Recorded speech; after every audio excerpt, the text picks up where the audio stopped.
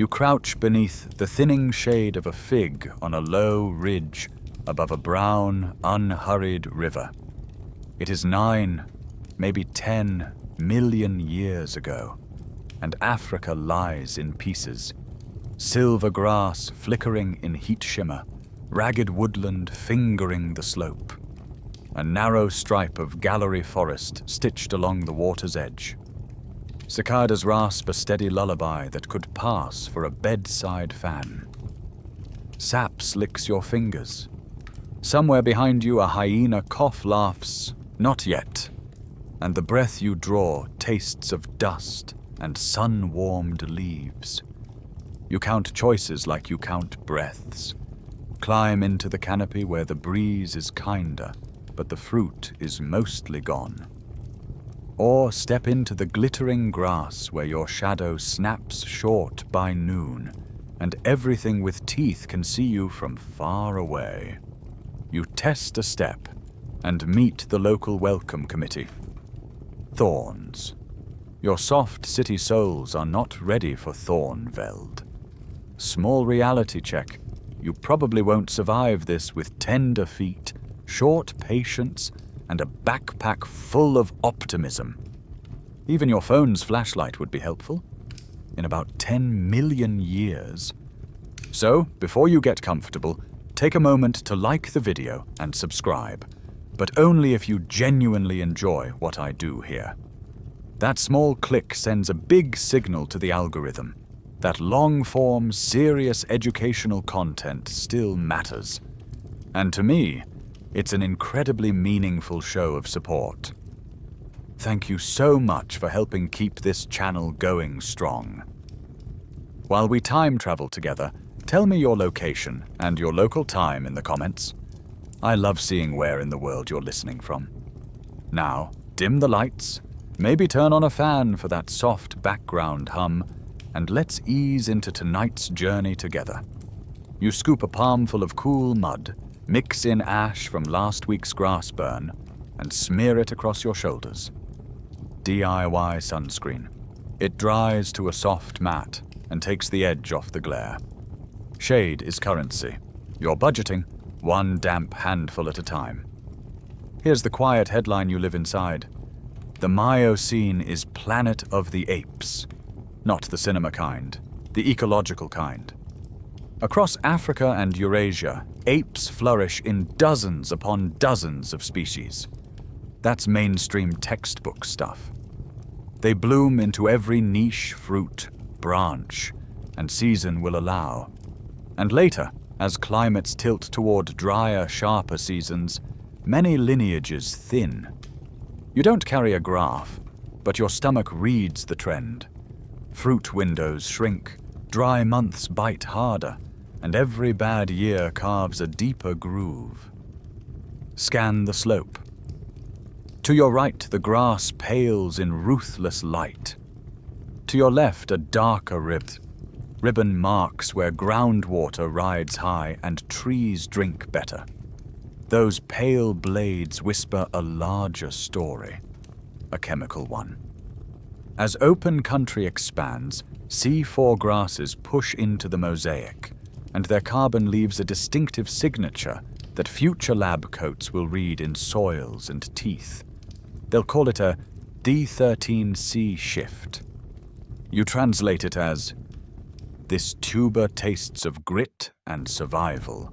Scientific evidence is literally being written into the bones and dirt beneath your feet. Your day has a shape you learned like balance, by falling, repeating, remembering. Dawn is for boldness and figs. Midday is for quiet hands. Prying sedge corms from damp pockets, rolling them in your mouth until the grit loosens, then crunch. Sleepy potatoes, unglamorous and life-saving. Dusk might bring a sprinkle of winged termites if the mound vents at the wrong moment for them and the right one for you. This patched, mixed landscape lets you string a 4-beat survival riff you'll hum for generations. That riff is your answer in progress to a question the future will shout in a title. Why don't you, your lineage, your habits, your small bets, go extinct when so many cousins do? Part 1. Mosaic refuges. Green tongues at river elbows and seeps where fruit lingers through the dry. Part 2. Partial terrestriality. You flirt with the ground when it pays, standing a little higher, catching a breeze, freeing hands for carry and throw. Part 3. Diet breadth with fallback foods. When fruit fails, you pivot to roots, corms, and crunchy protein reigns. Part 4. Social buffering and movement circuits. Roots shared, watch shared, knowledge shared. Risk spread thin. Predators keep the calendar. Crocodiles practice their very convincing motivated log routine at the crossings. Cats pour along the shade at dawn and dusk like liquid amber. Big eagles ride noon thermals looking for toddlers with poor judgment. So you schedule your bravery. Be where they aren't, when they aren't. On good days, the cicada's white noise pushes fear a step farther from your skin. On bad days, you whisper to the savannah's customer service line. Please hold. Your meal will be ignored in the order it was received. You try a longer, upright pause. Knees soft, back long. The breeze finds the square of nape you forgot to paint. From this height, the river looks like a sleeping snake. The fig behind you shrinks to a green punctuation mark. Upright, you can tuck a fruiting branch under one arm and still shoo flies with the other. Congratulations, you've invented the one-arm fig tote, a scandal in the fashion world of very serious monkeys. Energetically, the posture costs less over distance. Thermally, you present less back to the sun and catch more wind at the face. None of it is philosophy. It's a handful of small, repeatable advantages. And the timing of this habit is blurry. Paleoanthropologists still argue whether early bipedal tendencies start this early or are later responses. To you, the debate sounds like rain far away, comforting, abstract, and not immediately edible. What is edible is your root memory. Which bend ripens first, which shallow holds water a week longer, which burned patch will sprout soft green after a quick storm and draw grazers, and a cautious, time-boxed visit from you with eyes on the wind. All around, cousins are artists of specialization, canopy acrobats, hard seed grinders, and yes, future bamboo millionaires who will thrive until the market flips the table. Specialization is glorious while the script holds still, but the script is changing. You lean into flexibility instead. Not perfect at anything, good enough at many things, and very good at switching without sulking. It is sticky, muddy, occasionally crunchy with termite wings, and it keeps your group fed when the figs run late. Which is the other truth? You are not a lone poster hero. You are a strand in a braid. Watch is shared. Infants travel across laps. Stories outrun feet. Someone's aunt remembers a seep that lasted longer last year on the far bank. Someone else still has a scar from stepping on a thorn shaped like a polite twig. You rotate the risky jobs and the restful ones. If a juvenile clears their throat in the cough code, everyone moves a foot in the same heartbeat. Survival here is choreography, not dueling. And that brings you back to the ridge and the counting of breaths. The fig's shadow has shrunk to a postage stamp. The grass whispers. The river winks light into your eyes like 1,000 tiny mirrors. You tighten the ash mud across your shoulders, straighten to that useful half upright that lets you see without boasting, and step out from the fig's last cool patch to scan the country ahead. Green tongue, pale blade, dark stripe. another fig farther on, a burned swale that might be safe if you time it right. The plan is not a line, but a dance across many small chances. You start walking. You shimmy higher into the fig you just abandoned, because the afternoon breeze has come back, and the shade feels like a promise you can actually keep. The crown is a little city, multiple levels, lanes of leaves, fruit kiosks at the ends of thin branches. You and 3 other kinds of apes negotiate space without a meeting, because the rules are baked into hunger, gravity, and habit. One heavy-shouldered cousin stays mostly in the mid-story, where thicker boughs carry weight, and the fruit is riper, but fewer. A lighter, long-limbed acrobat skims the outer twigs, able to reach what bends under your step. Down in the gloom near the trunk, a compact climber worries at unripe, tough droops with a jaw that sounds like a hand mill. You take the intervals no one else wants, a quick raid at the top when the wind stills, a cautious hangout over the river when flies bother the others into retreat. Under the skin of this choreography is a plain textbook truth. During the Miocene, an adaptive radiation spread apes across an astonishing spectrum of niches, bodies tuned to different branch widths, jaws to different hardness, schedules to different risks. That's the mainstream fact. You don't need the term. You can feel the traffic plan in your shoulders and see it in everyone's teeth. Taste and timing do most of the boundary work. Soft figs are sweetest just as the sun starts to tip. That's when the mid-story bruisers swagger in. Harder, greenish fruits give up to persistence and enamel, which is why the trunk hugger with the square jaw owns the shade at noon. As for you, you draw a boundary with minutes, not meters. You arrive before the light is fully mean, and again when it's almost kind. Competitive exclusion isn't a courtroom decision. It's your stomach deciding what not to fight for.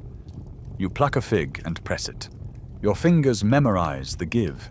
This soft, that still a week away. The juice slicks your lips into a glossy moustache. Congratulations. The fig juice beard is back in fashion for exactly 1 species and a half. Somewhere in the crown, the acrobat sneezes seeds.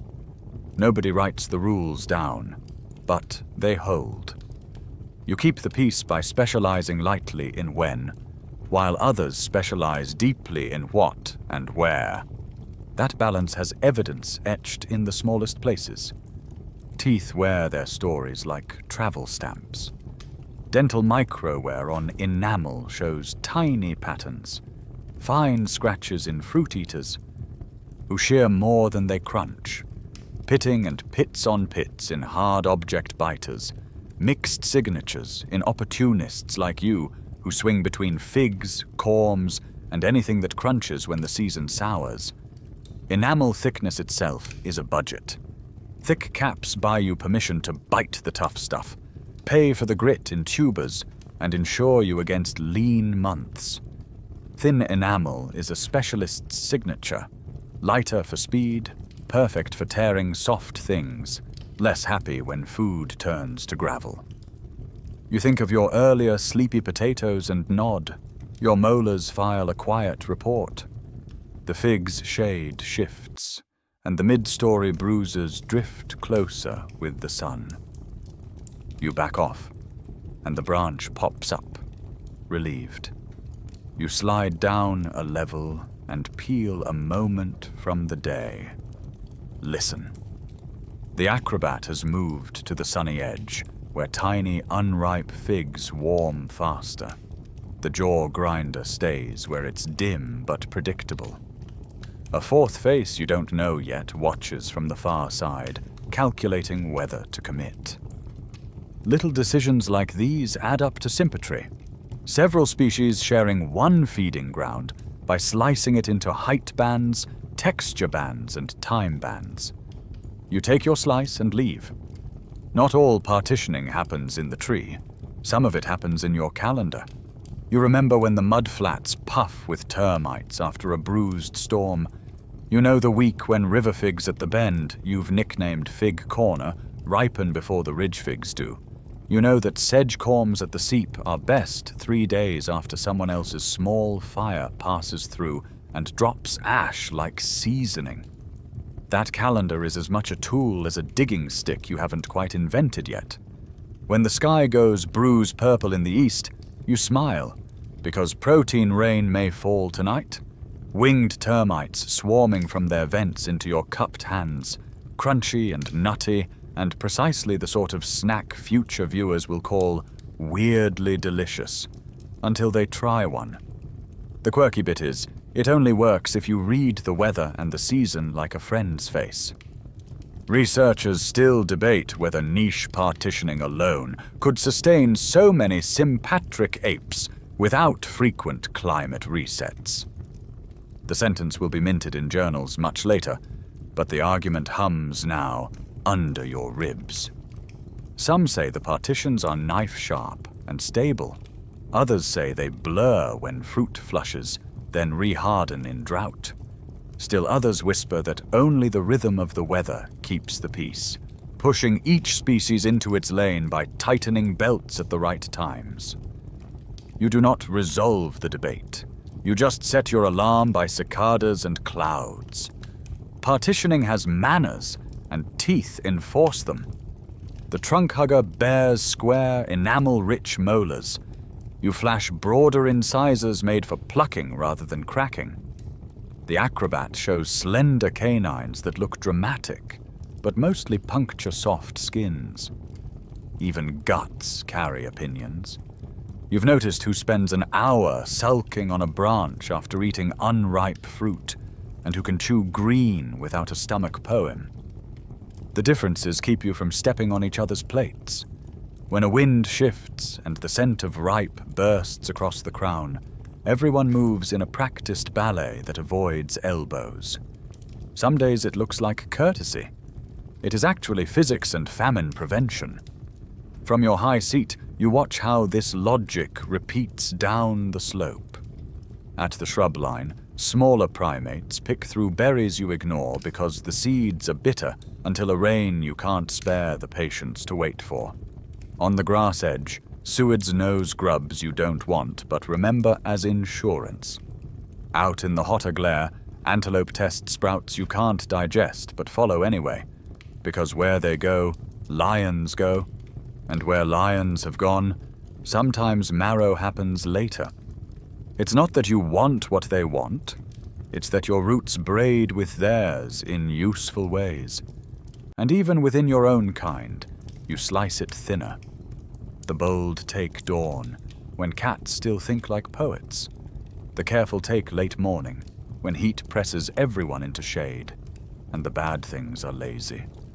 The show-offs, fine. Sometimes it's you. Take the edge of dusk with a rock in hand and a friend on lookout. You can hear the cough code you all use for thorns migrate around the tree like bird song. The system is simple. Avoid collision, avoid teeth, avoid empty bellies. Efficiency makes quiet. On the branch where you sit, the ash mud sunscreen from earlier has flaked to grey freckles on your shoulders. You rub the last of it in and test the air, thinking about edges again. Edges are where deals get made. Edges let you be a generalist without being a bully. They are also where luck lives, an overhanging log across a shallow, a charred stump that peels to reveal fat grubs, a fig limb that grew toward the light and now bends just enough for you, not enough for the bruisers. You learn to see such offers from across a clearing, the way a future listener will learn to see open lanes in traffic. What you are doing in this tree is not just eating. You are editing the overlap so it doesn't become a fight. You accept unripe at 10 in exchange for ripe at 5. You accept mid-morning shade in exchange for a safer descent. You accept a scratchy mouth in exchange for a full belly tomorrow. In a quieter register, You accept that sometimes the best fruit drops when you're not there, and that's fine, because there will be termites, or corms, or a burned patch that sprouted soft green, and you will be there for that. Flexibility tastes like patience, and patience tastes, frankly, a bit like bark. The breeze shifts again. You look up, beyond leaves, and the sky over the far ridge builds towers, clouds with dark bellies, wishful and tall. Everyone in the tree pauses together, as if a conductor has raised a hand. A single drop dots the back of your wrist and vanishes before it can cool you. You feel the plot tug in that direction. The choreography inside the fig will do its job today. It will do its job tomorrow. But something larger is calling the tune, the pulse that selects which apes the fig still feeds next year, and which it doesn't. You test the branch another time and begin your careful way down, already planning the evening route in case the storm breaks. The air smells like dust trying to become rain. You blink grit and squint toward the horizon where heat meets cloud, and you understand, quietly, with a small animal's certainty, that the weather is the author. You drop to the ground and lope for the shade line, and the sound the wind makes in the figs becomes a rumor of what the landscape itself is about to do. The breeze that promised rain turns fickle, then thin, then gone. You keep moving along the shade line while the sky stacks gray towers that look important and behave like interns. Big ambitions, no follow-through. The figs hush. Even the cicadas hesitate, as if waiting for the first cool drop. Nothing. You taste static on your teeth and a little dust on your tongue.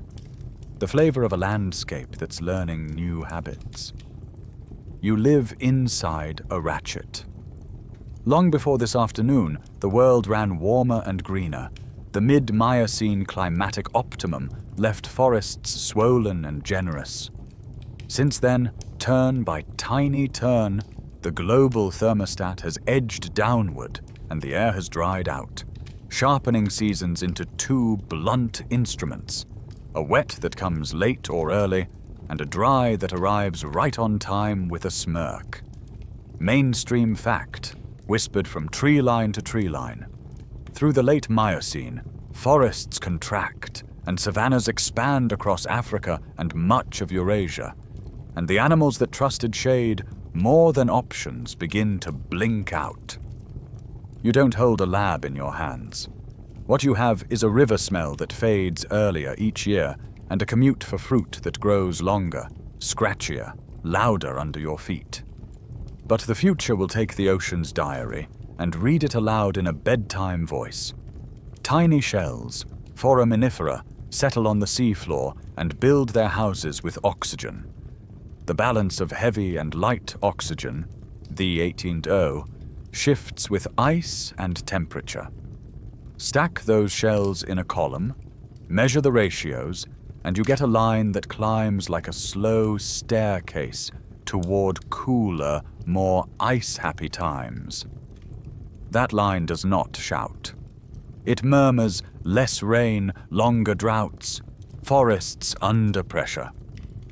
On land, the writing is bolder. In soils that bake and crack and then bake again, carbonates lock in the carbon signature of the plants above them.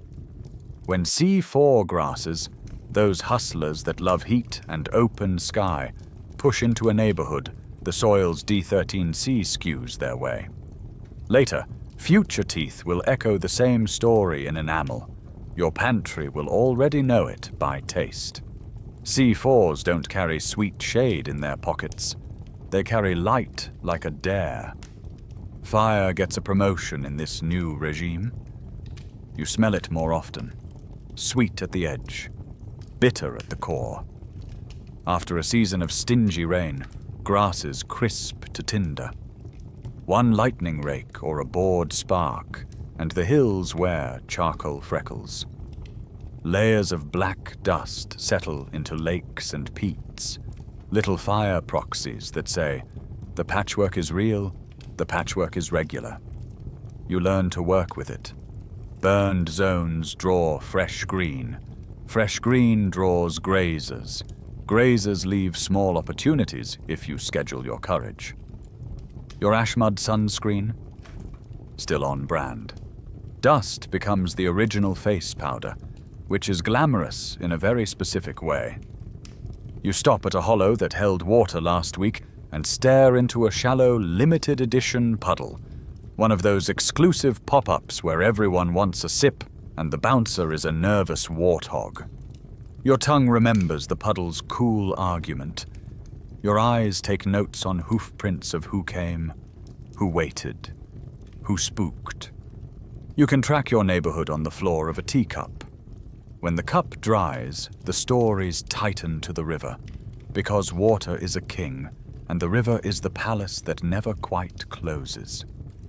Gallery forests, those elegant strips along water, narrow another arm's length this year. You plan loops that knot and unknot through those dark ribbons, and every loop has more bright, exposed stitches between.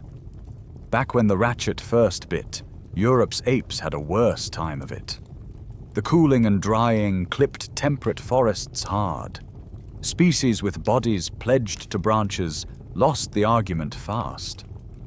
The map that once glowed with their ranges smudged and then thinned. Africa doesn't get a free pass. It just holds mosaics longer. Woodlands tucked between hill shoulders, swamps fed by stubborn springs, river bends that keep shade like a secret. That difference matters, and you feel it in your hamstrings. You wipe your hands on your thighs, glance at the cloud congregation, and decide, foolishly, bravely, that maybe it wants a show. You shuffle a tight-hipped rain dance you absolutely did not learn from anyone. A half-serious, half-sarcastic plea to the sky. The result is immediate. A little gust, and then more dust. The atmosphere applauds with grit. You bow to your audience of one and make a note. Next time, bill it as performance art. All of this would be easier if the story moved in one clean slope. Today drier than yesterday, tomorrow drier than today. But climatologists still argue whether drying was smooth or punctuated by abrupt steps, boxy jumps where systems flip, then hold. You read it in fits. A river that doesn't return on the expected week. A fruiting run that's a rumor. A flood that moves fire boundaries for a year. A night where cold sits like a cat on your chest and refuses to be negotiated with. The line on a graph is tidy. The life inside it is a stutter. You stop where the tree line frays into shrub, hold a leaf to your cheek, and let the heat tell you what the numbers later will. Seasonality means choices arrive with timers attached. Fruit windows close like eyes. Digging gets you starch with dental-grade grit. Termites, bless them, turn the air into a snack exactly when the calendar says they should not, because weather is not a contract, it's a mood. Flexibility becomes a moral. You practice it the way you practice balance, by wobbling in public and pretending you meant it. On evenings like this, wind drag lines of smoke across the horizon, and the sun drops into a brownish haze that softens the world into sepia. Somewhere in that haze is a fire too far to fear and close enough to plan around. Tomorrow, that swale will be worth a walk. A week later, it might invite grazers. 2 days after that, scavengers.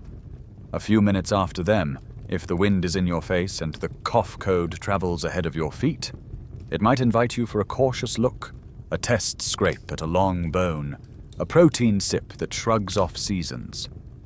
You catch yourself turning the air into a calendar again. It is what you have instead of paper. what you carry instead of a tool you haven't named. You put weight on the ball of your foot and listen. The ground has learned to crack earlier in the year. When it does, small plants retreat deeper, and your hands follow them there.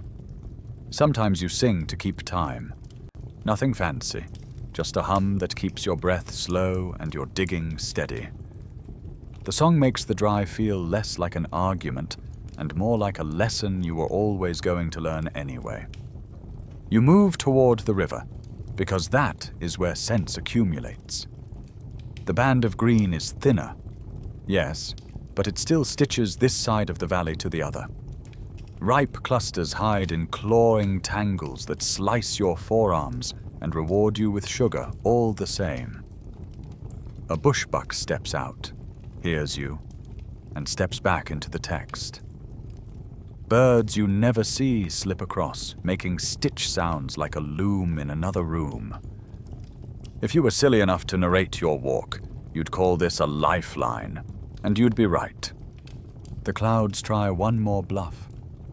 A cool shadow passes over your face like the hand of someone you trust. You hold still for it, the way you held still for the ash mud paste earlier, as if stillness could make a case. The shadow moves on. A single drop marks your wrist, spreads, and then evaporates so fast it feels like a trick. You look up at the tattered base of the thunderhead, then look down at the ground where the river path widens into a fan of fissures. The creek that fed this braid last week has folded its tent and slipped away in the night. You step to the edge and study the cracked creek bed, a mosaic of plates hungry to separate. Between plates, deeper brown stays damp, a promise written in clay. This is where the next plan begins. You slide a toe into the seam, measure the give, and imagine the day loop that will stitch the remaining Refugia together. Shady elbow, stubborn seep, backwater whispering under reeds. The climate ratchet clicks behind you. The root ahead answers by multiplying. You step down into the creek bed's cracked china and trace a finger along one of the darker seams where the clay still remembers water. The surface flexes under your weight with a soft complaint, and a thin, cool breath leaks up between plates. That breath marks the first kind of place that keeps you alive when forests fail. A refugium at human scale. Not a continent, not a map color, a shady elbow where the river lingers.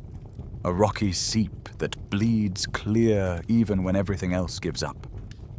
A swampy backwater under reeds where dragonflies sign their names. A hilltop thicket with stubborn deep roots that hold moisture the sun can't bully out. You learn them one by one the way you learn a friend's voice, by how they sound when the day is hard. Your day loops through these micro-habitats like beads on a cord. The plan is simple because simple is repeatable. Dawn. Figs, quick, quiet before the bruisers arrive and before cats decide your shadow is an appetizer. Noon.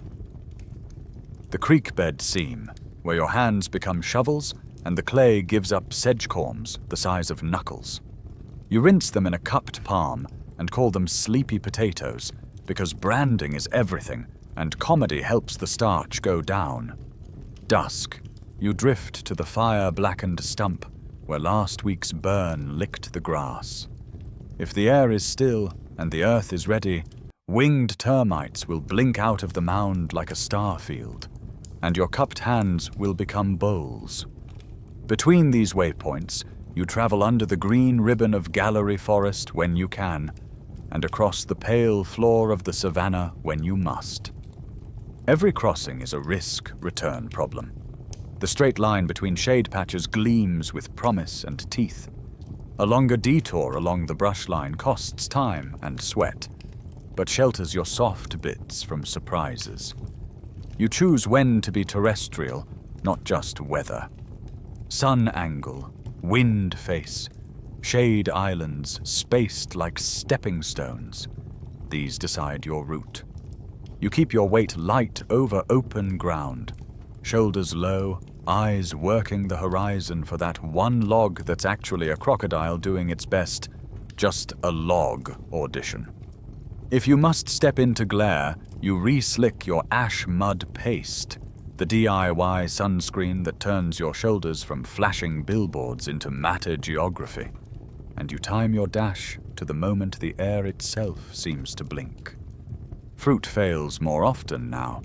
It fails by weeks, or by altitudes, or by species that used to be reliable and have apparently taken up a new hobby called being disappointing. You do not fail with it because you have fallback foods that don't care about fashion. Starchy underground storage organs, bulbs, corms, rhizomes with names you never say out loud, wait where the ground remembers rain. They aren't the party. They're the pantry that keeps you alive through seasonal bottlenecks. That's the mainstream fact tucked into your fingers. Fallback foods are not a gourmet preference. They're anti-extinction infrastructure. You work one out of the seam with the heel of your hand, mud crescenting under your nails. A rinse, a rub, a test bite. The texture is very honest.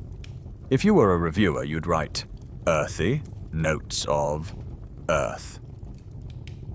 The mouthfeel is faintly rebellious, threads that want to be floss, grit that would like to meet your dentist.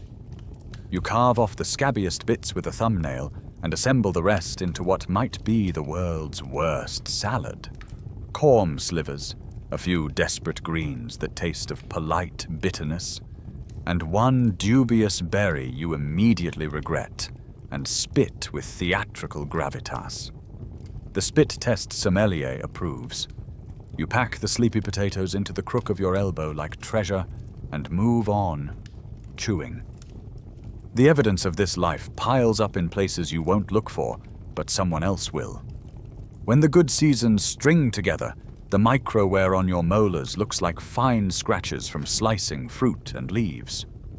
When dry months stack or fruit windows slam shut, those scrapes are overprinted by pits, tiny craters from crunching hard or gritty fallback fare. On lean year weeks, the edges of a molar might chip where brittle meets bite. Later, people with lamps and lenses will read these textures like a diary, flipping between good months and bad with a microscope's page turn. The season writes in your enamel even when the rest of you keeps moving. And that writing raises a fight you can hear in the distance like thunder. Anthropologists still argue whether fallback reliance shaped jaws more than preferred diets did. Do heavy, enamel-rich teeth exist chiefly for the hard times?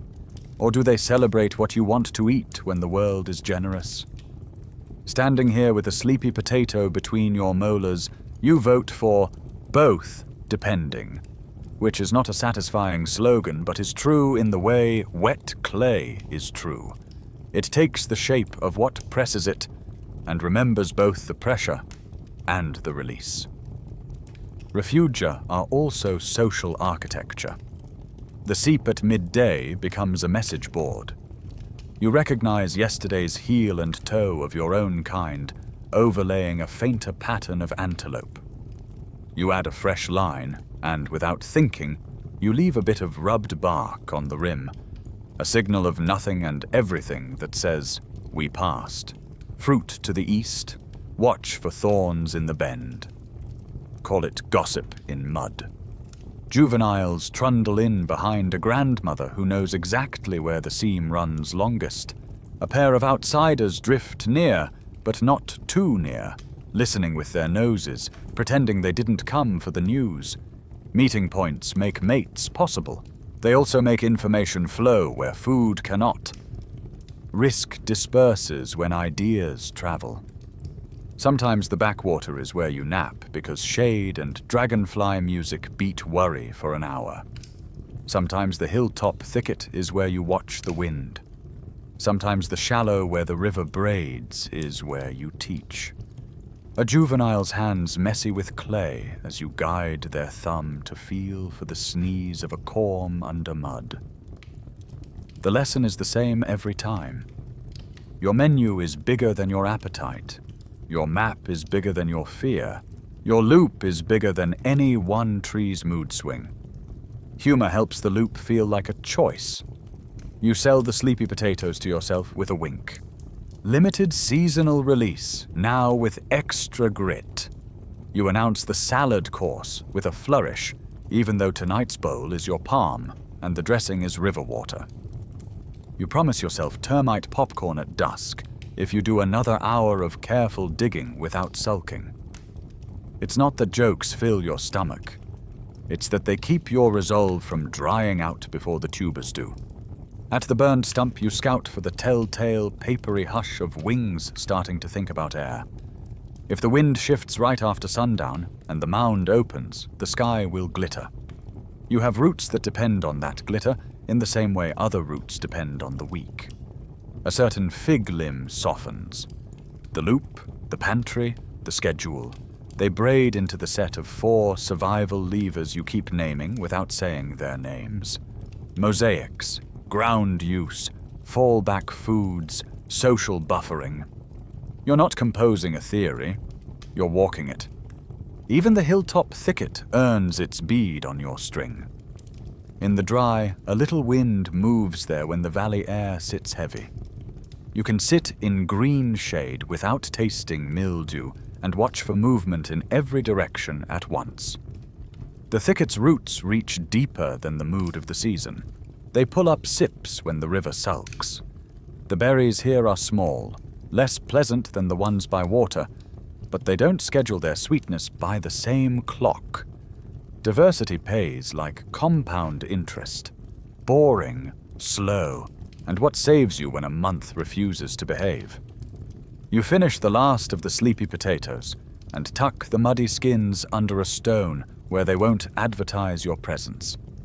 The ash mud on your shoulders has turned to faint powder, a camouflage you can forget. You take a long drink from the slowest trickle at the seep and feel your breath settle into that steady 2-count the cicadas love to harmonize with. On your way out, you brush the rim smooth with the back of your hand, erasing the message board so it doesn't become a menu for something with sharper eyes, and you make for the next bead on the string. A stretch of glare waits between thicket and river. The safe detour is long and ugly. The straight shot is short and uglier. You kneel at the creek bed seam, let the last curl of cool air ghost across your chest, and consider your posture the way you'd consider any other tool. You straighten up from the clay, not to show off, just to give the wind more of your back and your eyes more distance. A small breeze finds the square of nape the ash missed. The ground ahead flattens into a corridor of pale plates and, for 3 long breaths, looks almost polite. You step into it. The corridor of pale plates steadies your eyes and flattens your breath. You let your spine rise 1 vertebra at a time until your chest and face meet the faintest wind. Standing isn't a speech. It's a tool. Even partial bipedality, that not quite a walk you borrow for crossings, changes the math of the day. From here, brush that was a wall becomes shoulder height. The next shade island is visible beyond the glare. The river bends into a map instead of a rumor. 2 steps taller buys you information you can spend on safer routes. Hands, suddenly unemployed by climbing, discover the joys of logistics. With your left, you snug the 1-arm fig tote against your ribs, a scandal on the Savannah runway. The fashion houses will be livid. And with your right, you keep a throw stone warm and ready. Upright, it's easier to carry a whole fruiting limb, a clutch of sleepy potatoes, and a mood. You cross the plates as if the ground has remembered how to be polite, and every dozen paces you forget you were nervous. The sun remembers you, though. On all 4s, you are a wide, dark sail drinking heat. Upright, you show the star less back, more edge, and the air slips past your chest and neck like hands smoothing a sheet. Thermoregulation is a soft word for a harsh truth. In open country, less surface pointed at noon means less roasting. You can feel the difference.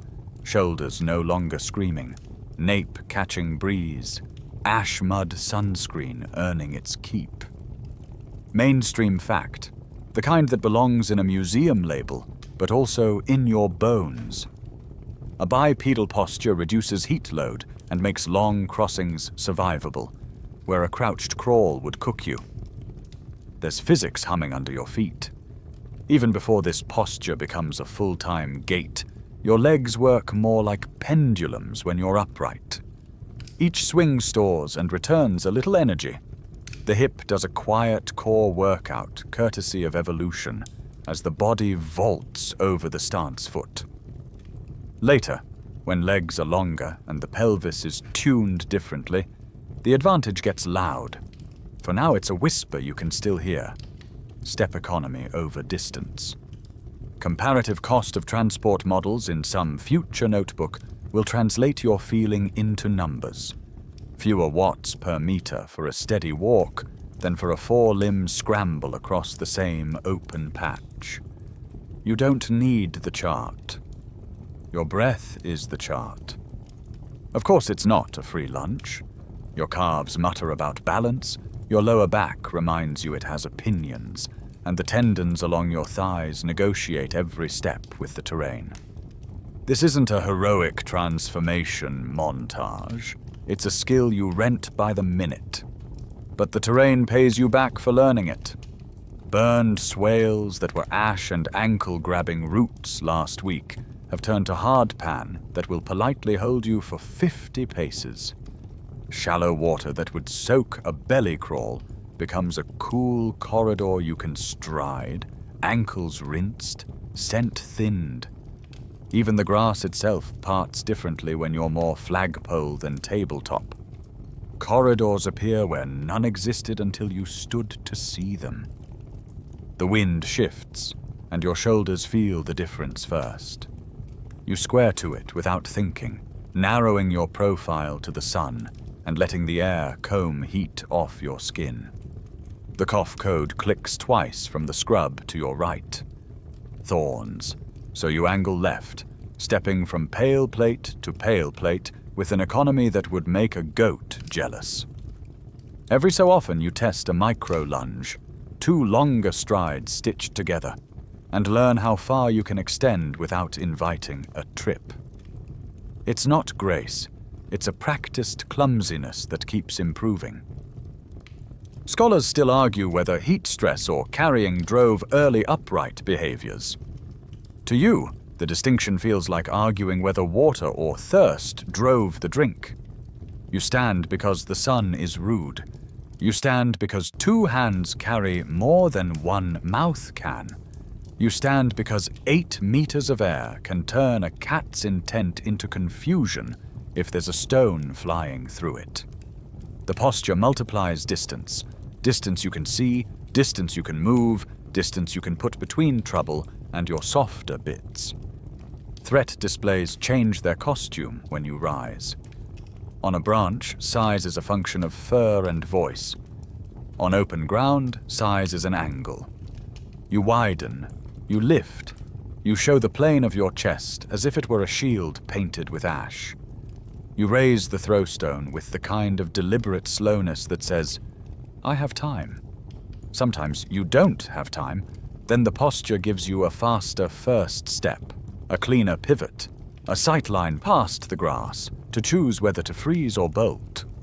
Your friend 2 plates behind you mirrors the same rise and widen without coaching.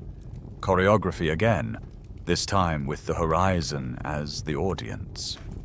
A bank of wind-sculpted ash rises ahead, the footprint of last week's fire. Up close, the surface is crusted like sugar and crisp underfoot. You climb the face and the world unfolds. dark fingers of gallery forest stitched along the river, yellow shoulders of hill where grass keeps losing the argument, a shimmer on the flats that might be water or the sky lying. You stop long enough to let your heart settle and your eyes pull roots out of the picture. This burned tongue to that thorn island to that shadow behind the termite mound, then a slant across the shallows. Standing buys you this map. The map buys you minutes you can spend later. You take them now, down the far side, across a ribbon of baked clay, then into the shallows where water licks mud into slippers around your ankles. The shallow water corridor is cold enough to make your calves sing. It also smears your scent and muffles your feet. Fish blip away. A stork, worn thin by patience, glares at you for scaring its breakfast, then remembers you aren't worth hating and goes back to staring. Midstream, you pause again to listen, because timing still rules, and hear nothing but the low comb of wind and the far gossip of birds. On the bank, the ground lifts and narrows between two thorn patches, a little choke point with opinions. You tuck the fig tote better, press a hand to your side to ride a stitch into silence, and tip into a pace that is neither walk nor run, something you could hold for a long talk with yourself. The cadence matches your breathing and, past the first 50 paces, feels oddly cheap. Not free, but cheaper than the last time you tried this. Your ribs sign off on the budget. You imagine a different you, seasons or species from now, with limb proportions that make this cadence the default. Longer legs for longer steps, hips shaped for smoother swings, a foot that rolls instead of clutches. For that someone, long-range efficiency won't be a rumor. It will be a household expense they barely notice. Today it's an experiment that pays by the minute. You take the minutes gladly. Somewhere behind the horizon of grass, a sound kinks and disappears. Maybe wind in hollow wood. Maybe a cat changing its mind. You keep your height, not from bravado, but because crouching would trade vision for fear. A few more plates, then the relief of shade and a small inspection of your toes to make sure you haven't invited a thorn souvenir. Clean. You peel the fig juice off your wrist and consider your carrying options like a quartermaster. Shift the fruiting branch to the other side, tuck the tubers deeper in the crook of your elbow, test the stone's weight. Upright yew is a walking shelf. Shelf yew takes pride in efficient packing. The path ahead wriggles into a burned patch so new it still smells like a story just told. Char clings to your shins as you cross, black freckles on ash mud beige. Fashionable in a very specialized sense. Beyond it, the ground settles into a grey-brown hardpan that bounces your steps back to you and makes you feel lighter than you are. You let your posture relax into a steady rhythm, shoulders low, chin easy, like a model doing a savannah runway walk for exactly 0 audience members. 10 paces later, you crack yourself up, which is not great for stealth, but excellent for morale. Halfway across, the wind loops from another quarter and brings a faint, old metal scent that halts you mid-stride. You taste it before you name it. Carcass. Not fresh, not safe, but a thought with calories attached. You freeze in a careful way, one foot still forward, and let the air say what it will. The smell threads the corridor from the river's outer bend, where drift brings both surprises and lawsuits from crocodiles. You do not change direction yet. You file it in the front of your mind like a promised side path. Standing has already done its job. It let you see that bend from the ash crest, measure distances, recruit the shallow as a cooler, make a corridor out of glare, and hold a stone with actual intent instead of metaphor. The bundle. Less heat, more view, hands-free, distance tools, turned exposure into a brief, navigable moment instead of a coin flip with teeth. You can feel your heartbeat arguing itself, back down to the bedtime tempo the cicadas prefer. The wind flicks your hairline and brings the metal tang again, a little clearer, braided with the green breath of the river. You look to the bend, count 3 safe lanes and 2 you'd only take if the cough code sang in chorus, and decide your next beats. Check the shade island for thorns, edge the shallows, drift downwind slow, and stop twice to listen for the kind of silence that means someone bigger is also listening. You lift the fig tote like a banner nobody asked for, tighten your grip on the stone, and let the posture carry you toward the detour your nose has just drawn on the day's map. The metal tang ribbon draws you downwind until the river's outer bend opens like a parenthesis of mud and driftwood. Shade from a leaning acacia ripples across the shallows. There's a carcass stranded in the slick, small, long-legged, already edited by teeth that do not accept feedback. Hyena prints stamp the sand in overlapping commas. Crocodile gouges add their signature along the waterline. You stop where the breeze still hides you and read the situation like a menu with consequences. You don't hunt, you opportunize. The rule here is fast hands, short visits, and better timing than the other guests. Upright gives you the view to confirm who isn't home. The river gives you a scent screen. The burned patch behind you gives you a retreat lane you've already mapped. You tighten your grip on the stone, track the wind, and mark 2 exits before taking a step. Even now, everything is choreography. 3 paces, listen. 2 paces, smell. 1 pace, decide. The skin's already been pulled, the big haunches gone, the belly open to flies. What the famous teeth left for nobodies like you is tucked into a crack at the joint. Marrow trapped in its quiet room. You go for it like a polite thief. A quick kneel, a strike with the stone that's more pry than smash, and then a finger scoop of the pale center. It tastes like coins and warmth, and a day without figs. You do not stay. The river watches for people who mistake luck for permission. You back out the way you planned, reverse, reverse, and only at the ash-licked swale do you let your breath notice itself again. Your teeth click on the last thread of fat with a little embarrassment. Calories are never elegant at the water's edge. This is the pantry you carry in memory. Fruits, leaves, tubers, termites, marrow scraps, and sometimes, when the river sulks down to ankle bones, shellfish you pry from muddy banks with your fingertips. At low water, muscles clamp shut like skeptics, but patience and leverage win.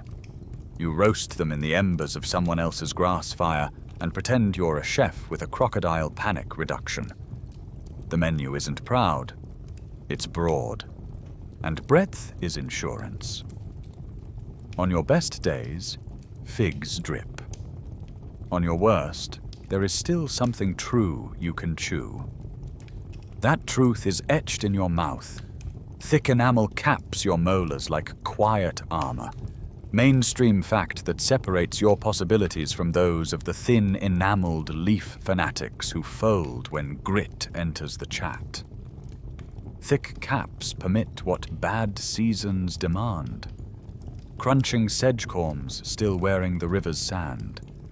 Grinding seeds that waited too long. Cracking nuts someone with a stronger jaw started. Even tolerating a pebble surprise in a mouthful of shoots. It isn't glamorous. It is structural. Under the enamel, your tooth roots brace like beams in a hut that expects storms. The scientists you'll never meet will read your diet two ways and smile when the stories rhyme. First, by zooming in. Dental microwear shows your season's mood. Stria and fine scratches when you ride soft fruit and leaves, pits and microcraters when fallback foods or grit take over. Second, by sampling chemistry. The stable isotopes in hard tissues archive your pantry. The 13C in enamel leans one way when your calories come from shady C3 plants, figs, most leaves, and another when C4 grasses or their root neighbors and grazers' leftovers weigh in. The 15 in dentine and bone hums a higher note when you nibble up the food chain, an occasional scoop of marrow or a river snail festival, than when you read plants all month. Evidence sits in your smile and in the sediments under your feet, waiting for someone's lamp. You don't live at the water's edge. You visit it with a stopwatch in your head and the cough code ready in your chest. The rest of your calendar belongs to plants, and plants can be gossipy, petty, and toxic. Leaves are libraries of chemical sarcasm, tannins that make your mouth pucker like you've tried to drink the night, alkaloids that buzz your tongue like a rude joke, saps that mean well and then don't. You learn doses by timing. Young shoots after a burn. Fine in small performances. Old leaves in late dry. Only if you like regret. Some tubers carry cyanide whispers when raw, so you rinse, soak, slice thin, and, if you're lucky, pass them through warm ash until the panic stops shouting. Knowledge is seasoning. Sometimes knowledge looks ridiculous. You pull a bitter stem, test it with philosophy, and then become your own spit test sommelier again. Swish, purse, pronounce, PTU. Notes of lawnmower, finish of grievance. The crowd, dragonflies, is impressed. Other times, knowledge looks like you pinching a little river clay and touching it to your tongue before a risky snack because it calms a quarrelsome stomach. Geophagy is a prehistoric antacid. It's a quirky trick, learned the same way you learned to read clouds, by trying, erring, and remembering the days that punished you. Because memory cooks every meal. You remember that the sedges nearest the seep taste of gravel, unless you wait 3 days after rain. You remember that the termite popcorn last week happened not at dusk, but 15 minutes after, when the air unlaced and cooled. You remember that the reed-bed berries look wonderful, and then file formal complaints in your gut. You remember to start chewing the sleepy potatoes while you still have fig sugar in your mouth, because starch filaments are more pleasant with a friend. Your menu grows not just horizontally, more things, but temporally, better timing, until hunger is a problem of logistics, not faith. Broadness doesn't mean chaos. You carry a few quiet rules that keep breadth from bleeding into poison. If it smells like green thunder, leave it. If it crunches like sand and wasn't supposed to, rinse it again, or throw it at a log to hear the sound you meant to hear in your teeth. If a friend cough codes twice and lifts their chin in the direction of the shrub with pretty berries, don't perform bravery as a hobby. And if the river drops enough to show snail trails, take the gift swiftly, roast in a rush, and don't read your reflection in the water for too long, because some reflections are jaws. Even with rules, the pantry is an argument people still enjoy having. Nutrition scientists still argue whether underground storage organs were central or auxiliary to early diets. In feast stories, the ones told under figs, tubers are backup singers. In famine stories, the ones told with ash on your shoulders, tubers hum lead. Your life makes the debate feel like a false choice. The sleepy potatoes don't outshine figs. They hold the line when figs fail to appear for their solo. If someone insists on a verdict, you'll shrug with muddy hands and say, "Central." when they are. You lift a corm from the seam and roll it, feeling the faint starch threads unwind as you bite. The grit argues with your molars. The thick enamel does not care. The river wind brings no metal today. Good. And a weak perfume of crushed fig leaves. Better. In that perfume, your jaw remembers softer days and keeps the chewing civil. You think about your teeth like tools in a pouch, incisors for the neat pluck and peel, canines for the assertive puncture, more drama than duty these days, molars for the grind that turns risk into glucose. The pouch is well stocked, but it still benefits from practice. You rotate uses so you don't chip the same corner twice when months go hard. Most of what you eat will never leave a spectacular trace for strangers with graphs. A few traces will. A changed ridge on a molar, a stubborn pit under a loop, a carbon ratio in enamel that says the grasslands flirted with your menu, a nitrogen hint that says a snail festival happened. Together, those tiny signatures add up to a portrait of a generalist who never stops editing their options. You are not the best at any one thing. You are good at switching. That is the trait that outlives a preference. You shoulder the fig tote again, tuck 2 cleaner corms into the crook of your elbow, and grin at nobody about your leaf cup hack. Still horrible, still spilling 60% of the time, still better than going thirsty. Across the shallows, a stork high steps like a judge who disapproves of everything. It will get over you. A dragonfly argues with its reflection. Somewhere in the gallery strip, a branch ticks, then ticks again. A call you know from your own kind when they don't want to shout. You answer with the cough code, low and twice, and angle toward the sound, chewing as you go. Starch threads tugging like floss you haven't invented. Breadth in the pantry feeds more than muscles. It feeds options, and options feed calm. Calm keeps your hands steady for the next throw, your eyes soft enough to see roots instead of traps, your schedule elastic enough to dodge someone else's plan for you. As you step from mud to plate to shade, you're already rearranging supper in your head. If no termites tonight, more tuber. If tuber runs thin, check the burned tongue for grubs. If the river drops another hand, test 3 snails and pretend you're running a pop-up. The menu flexes. You flex with it. Somewhere upriver, a burst of alarm chatter from a throat you recognize scribbles urgency through the trees. It travels along the gallery like a bright thread, tugging you to quicken.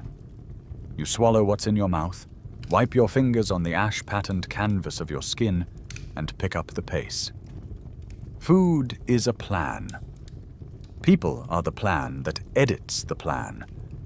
You head toward the voices, not because a carcass waits or a fig is ripe, but because together has its own calories. You follow the bright thread of alarm chatter until it unspools into the gallery forest and settles into people you know by footfall and silhouette. They are gathered where the river slows to think, shoulders against bark, backs to one another in a loose ring, eyes not trying to stare and still seeing everything. A juvenile points at the ground, 2 neat punctures in the dust where a snake changed its mind, and gives the cough code twice in the extra dramatic register. Passive-aggressive, accurate, and appreciated. You answer with your own double cough, and the group's tension exhales like a tired bellows. This is the plan that edits all other plans. Cooperation. Under stress, it's not optional decor. It's the structure that keeps your day from collapsing into separate little dramas. Mainstream fact, groups that share vigil, food, and care bleed less risk from every edge. The ring you make now, half shade and half listening, lowers the odds for each body inside it. One person alone is a snack interrupting someone else's day. 10 together are a schedule nobody wants to ruin. You settle into the ring and trade news in little parcels. Your ash mud sunscreen recipe is requested and demonstrated with cousinly skepticism. 2 others smear a version in stripes that look like fashion and dry like sense. The fig tote earns a communal eye roll and then, traitorously, becomes popular. Within minutes there are 3 one-arm fruit slings sloshing through the underbrush like a trend nobody will admit to starting. Your sleepy potatoes get pressed into palms with the ceremonial flourish of a bored priest. The air smells like river breath and leaf veins, and the faintest hint of dust that isn't an insult today. When dusk pads in, you make the shape of camp, not a circle of stones and stories, just a leaning together chosen by wind and view. Vigil sharing is the first job. 2 stand farther back, eyes to the glare, ears to the water, posture set to, we are bigger than we are. Someone who walked too hard today sits anyway, and sharpens attention because sitting is cheaper than standing. Your head drops and rises by turns, the way a shorebird dozes, 1 hemisphere at a time, if science cared to look. A hyena cough laughs downstream. The ring tightens by a half foot, and then relaxes when a friendly gust says the laugh will keep going away. If a small body needs to close its eyes now, somebody else's arms are the mattress. Alloparenting, cooperative infant care, turns the raw hours of a lean month into something survivable. A toddler rides a hip that isn't their mother's while she chews and watches. An older sibling learns to bounce a rhythm that stops fussing better than any herb. An aunt who never asked to be an aunt takes the watch just long enough for another pair of hands to dig out a thorn. Babysitting is the original internship. Lots of work, little glory, priceless experience.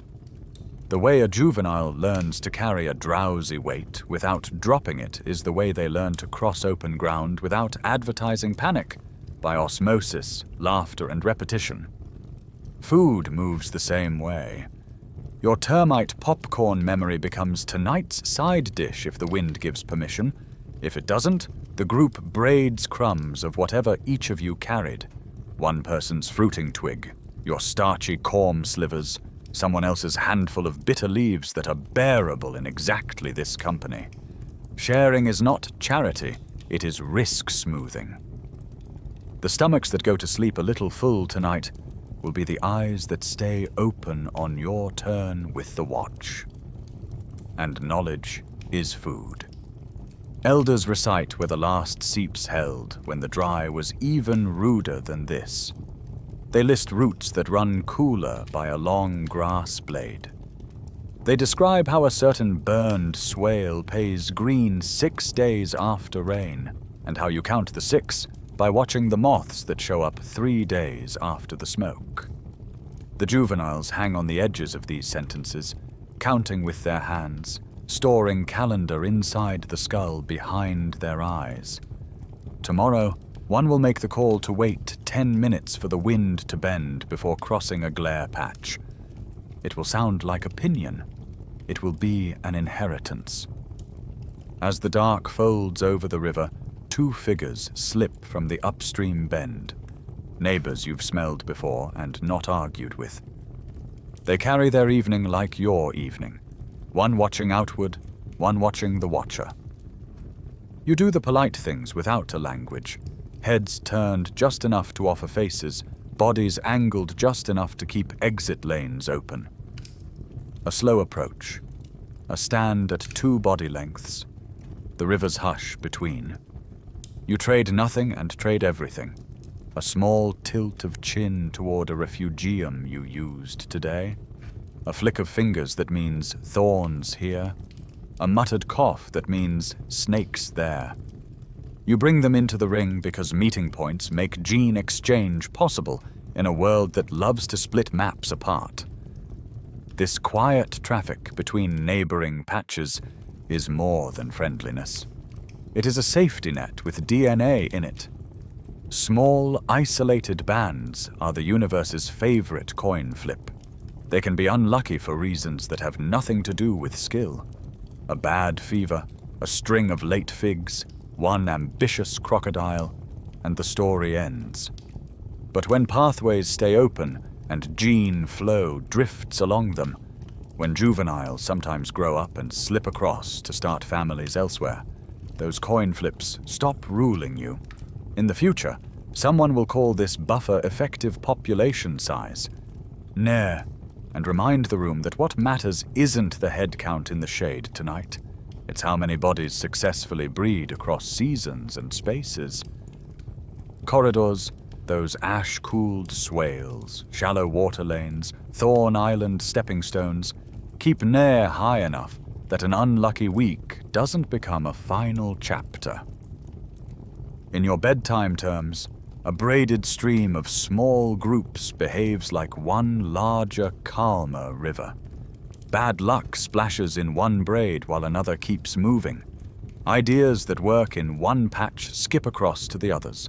A few young adults, very certain and very bashful, fuse two neighborhoods into one patient future. The math hides inside the calm you feel when the neighbors step into your ring and it gets wider instead of fragile. You watch the visitors watching your allo parents trade off a heavy toddler. One of the newcomers copies the elbow sling you used earlier without pretending it's original. Another tries your leaf cup trick and dumps half the water on their shin, inventing the spilling 60% ritual you know by heart. Minor culture flickers back and forth, ways to hold, ways to carry, ways to test a route without poisoning your day. No one writes anything on bark. It still takes. Above the ring, the leaves argue in whispers. Out past the last trunks, the river shines and then goes dark and then shines again. Starlight caught and lost.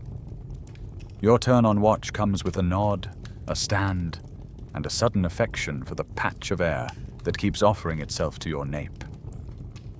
You listen for the narrow kinds of silence, the kind that means a cat is erasing the night with its feet, the kind that means a raptor is planning tomorrow's noon in its sleep, the kind that means your own heart forgot to slow down and needs coaching.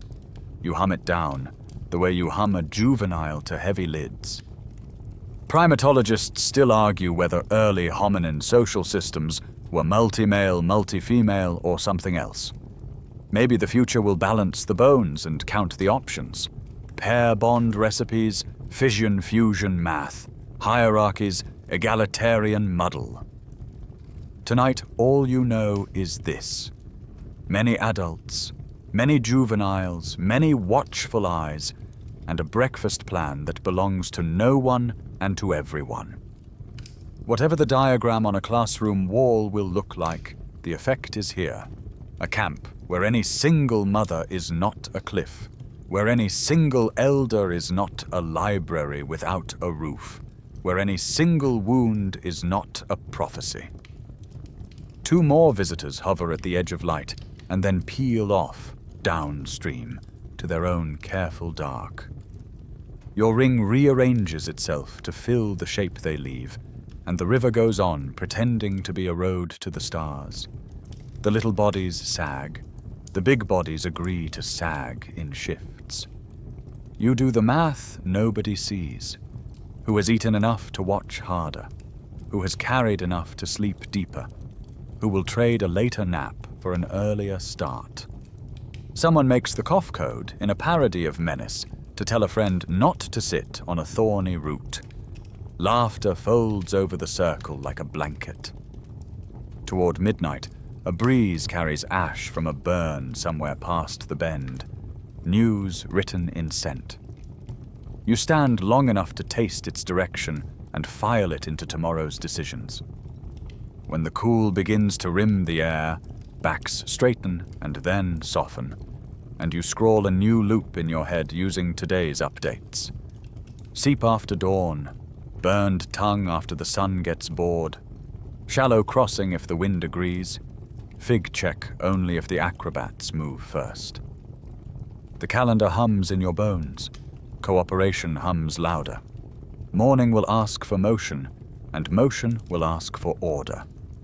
When the first light ghosts behind the trunks, you pass the watch gently, collect your fig sling and your pride, and feel the ring untie itself without fraying. The predator timetable you've learned, the one you refuse to dramatize at night, starts to tick. Your path to the first shade island depends on it. You touch shoulder to shoulder with the nearest friend in the casual ritual that says, "See you in 10 paces," and you tilt into a line that is more like a draft of wind than a march. The day opens. The dance with other teeth resumes. Morning opens like a careful eye. You fall into the line that is less a parade than a rumor in motion. Bodies strung through dapple and glare according to what the day wants. The first shade island waits at a respectful distance, the river beyond it talking in low syllables. Your shoulders remember last night's watch. Your feet remember the plates that don't complain. The rule is simple and older than figs. Schedule your bravery. Textbook reality, the sort that gets drawn on classroom posters later. Early hominins and their ape cousins faced serious predation pressure. You don't need the poster. You can read the morning. Big cats write their poem at the edges of light, dawn and dusk, when your eyes are almost awake and theirs are already perfect. Crocodiles do customer service at the crossings, pretending to be whatever you want to step on.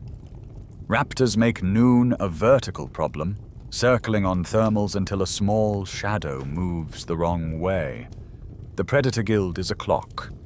You live by it because being wrong about time is the sort of mistake that edits a family tree. You kneel, check the shadow length by your hand on the ground. Short. Good. And make the small changes that add up. You stand taller in the open. Bigger is cheaper than faster. Drop lower in the brush. Smaller can save your skin.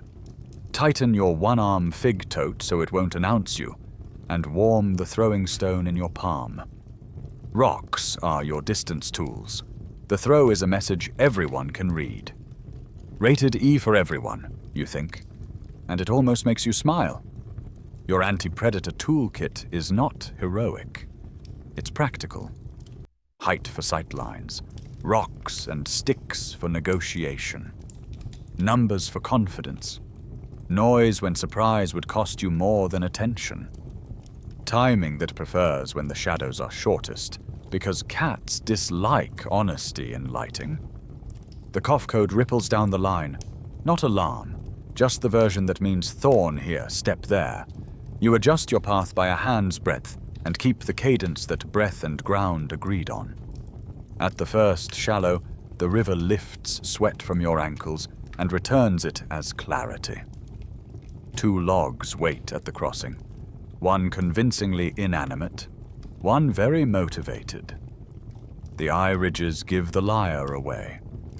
You choose stones instead, stepping on the ones that don't float, and angle upstream just enough to insult a crocodile's sprint math. The superstition that keeps you honest here is old and useful. Don't be last to the water. It's not about altruism. It's about probabilities. The animal that lingers alone becomes a statistic with excellent teeth. Halfway across, a fish eagle scolds you for existing, and then rises on a warm ribbon of air. Noon is their theater. You make yourself tall as a sign of non-consent and move. A juvenile in the line gets the message late, lifts the fig sling like a shield, and realizes they can't look up and not trip at the same time. You step to their side, keep them between you and your elbow, and walk the water in a neat pair until the bank returns. Their breath slows. Your breath pretends it never sped. Evidence that this is not just paranoia, sits in museums and journals as calmly as a sleeping cat. There's the juvenile skull with paired punctures at the back of the orbit, tiny talon marks that match the kill signature of modern eagles. There are long bones with tooth grooves and gnawing patterns that belong to hyenas instead of boredom. There are healed fractures whose stories end with lived, and unhealed ones that don't. You don't use the word evidence out loud. You just feel the air above you and the water below you as if they were characters. Because they are. You clear the bank into grass that maintains a schedule of its own, stiff at dawn, whispering by noon, conspiratorial at dusk. The line elongates so everyone can see the shoulders ahead. One person in front keeps rock throw posture, elbow loose, wrist warm. One in back keeps stick level, testing shadows. In the middle, your job is to hold the pace that splits the difference between panic and invitation. It's not running. It's not strolling. It's the quiet, distance-capable gait you started practicing yesterday. Cheap, steady, unapologetic. A flicker off to your left becomes a leopard when the wind edits the picture just right. You stop, not a freeze, but a decision with a handbrake. The cat stops too, ears sculpted from seriousness. You do not wave, you do not run. You scale up. Two of you step closer together until your combined outline reads as one large biped with opinions. A third taps stone on stone, noise without panic, a punctuation mark. The leopard considers its calendar and, not finding regret on today's list, withdraws into a paragraph of shade. You don't celebrate. You go on, because drama is extra calories you aren't offering. Researchers still argue whether predation or starvation was the primary mortality driver. In your mouth, that comes out as, do we die more by teeth or by empty? On the leanest weeks, empty hovers closer. In the worst places, teeth are local policy. Most days, both vote in the same direction on your schedule. Move early, rest clean, cross when the sun is rude, cluster when the light gets soft. The debate keeps the future busy. The rules keep you unbitten. Brush gives way to a strand of hard pan that holds yesterday's prints like thoughts someone forgot to erase. You mark hyena, bush buck, your own people. Heels and toes braided like a song. The group blame game for stepping first at the next narrow crossing starts early. Side eyes, exaggerated throat clears, the ancient art of admiring the horizon until someone else volunteers. You almost offer yourself and then remember your role today is pace, not sacrifice. The boldest among you grins, steps, and the rest of you exhale and follow, muttering grateful insults as tradition demands. A patch of shade collects at the base of a termite mound. You use it the way you use everything, twice. First as cover, a place to take a 20-breath audit of air and sound. Second as signal, a rhythm of taps that tells the tail of the line you're pausing so they can shorten the distance without hurrying. A francolin explodes, decides your sins are forgivable, and resettles in a bush with a final, judgmental cluck. You drink the moment's cool and let your shoulders release a fraction. When the line moves again, the river flashes through gaps in the gallery strip as if it misses you already. You feel the clockwork behind the day. Cats quieter now because the sun is a bully, crocs drowsy on their sandbanks, raptors rising into geometry. You trade a rock for a longer stick, testing brush ahead of your shins where snakes like to write cursive. The stick finds nothing but air and the occasional offended grasshopper. Still, the sound it makes becomes part of your auditory fence, edges you can hear even if you can't see them.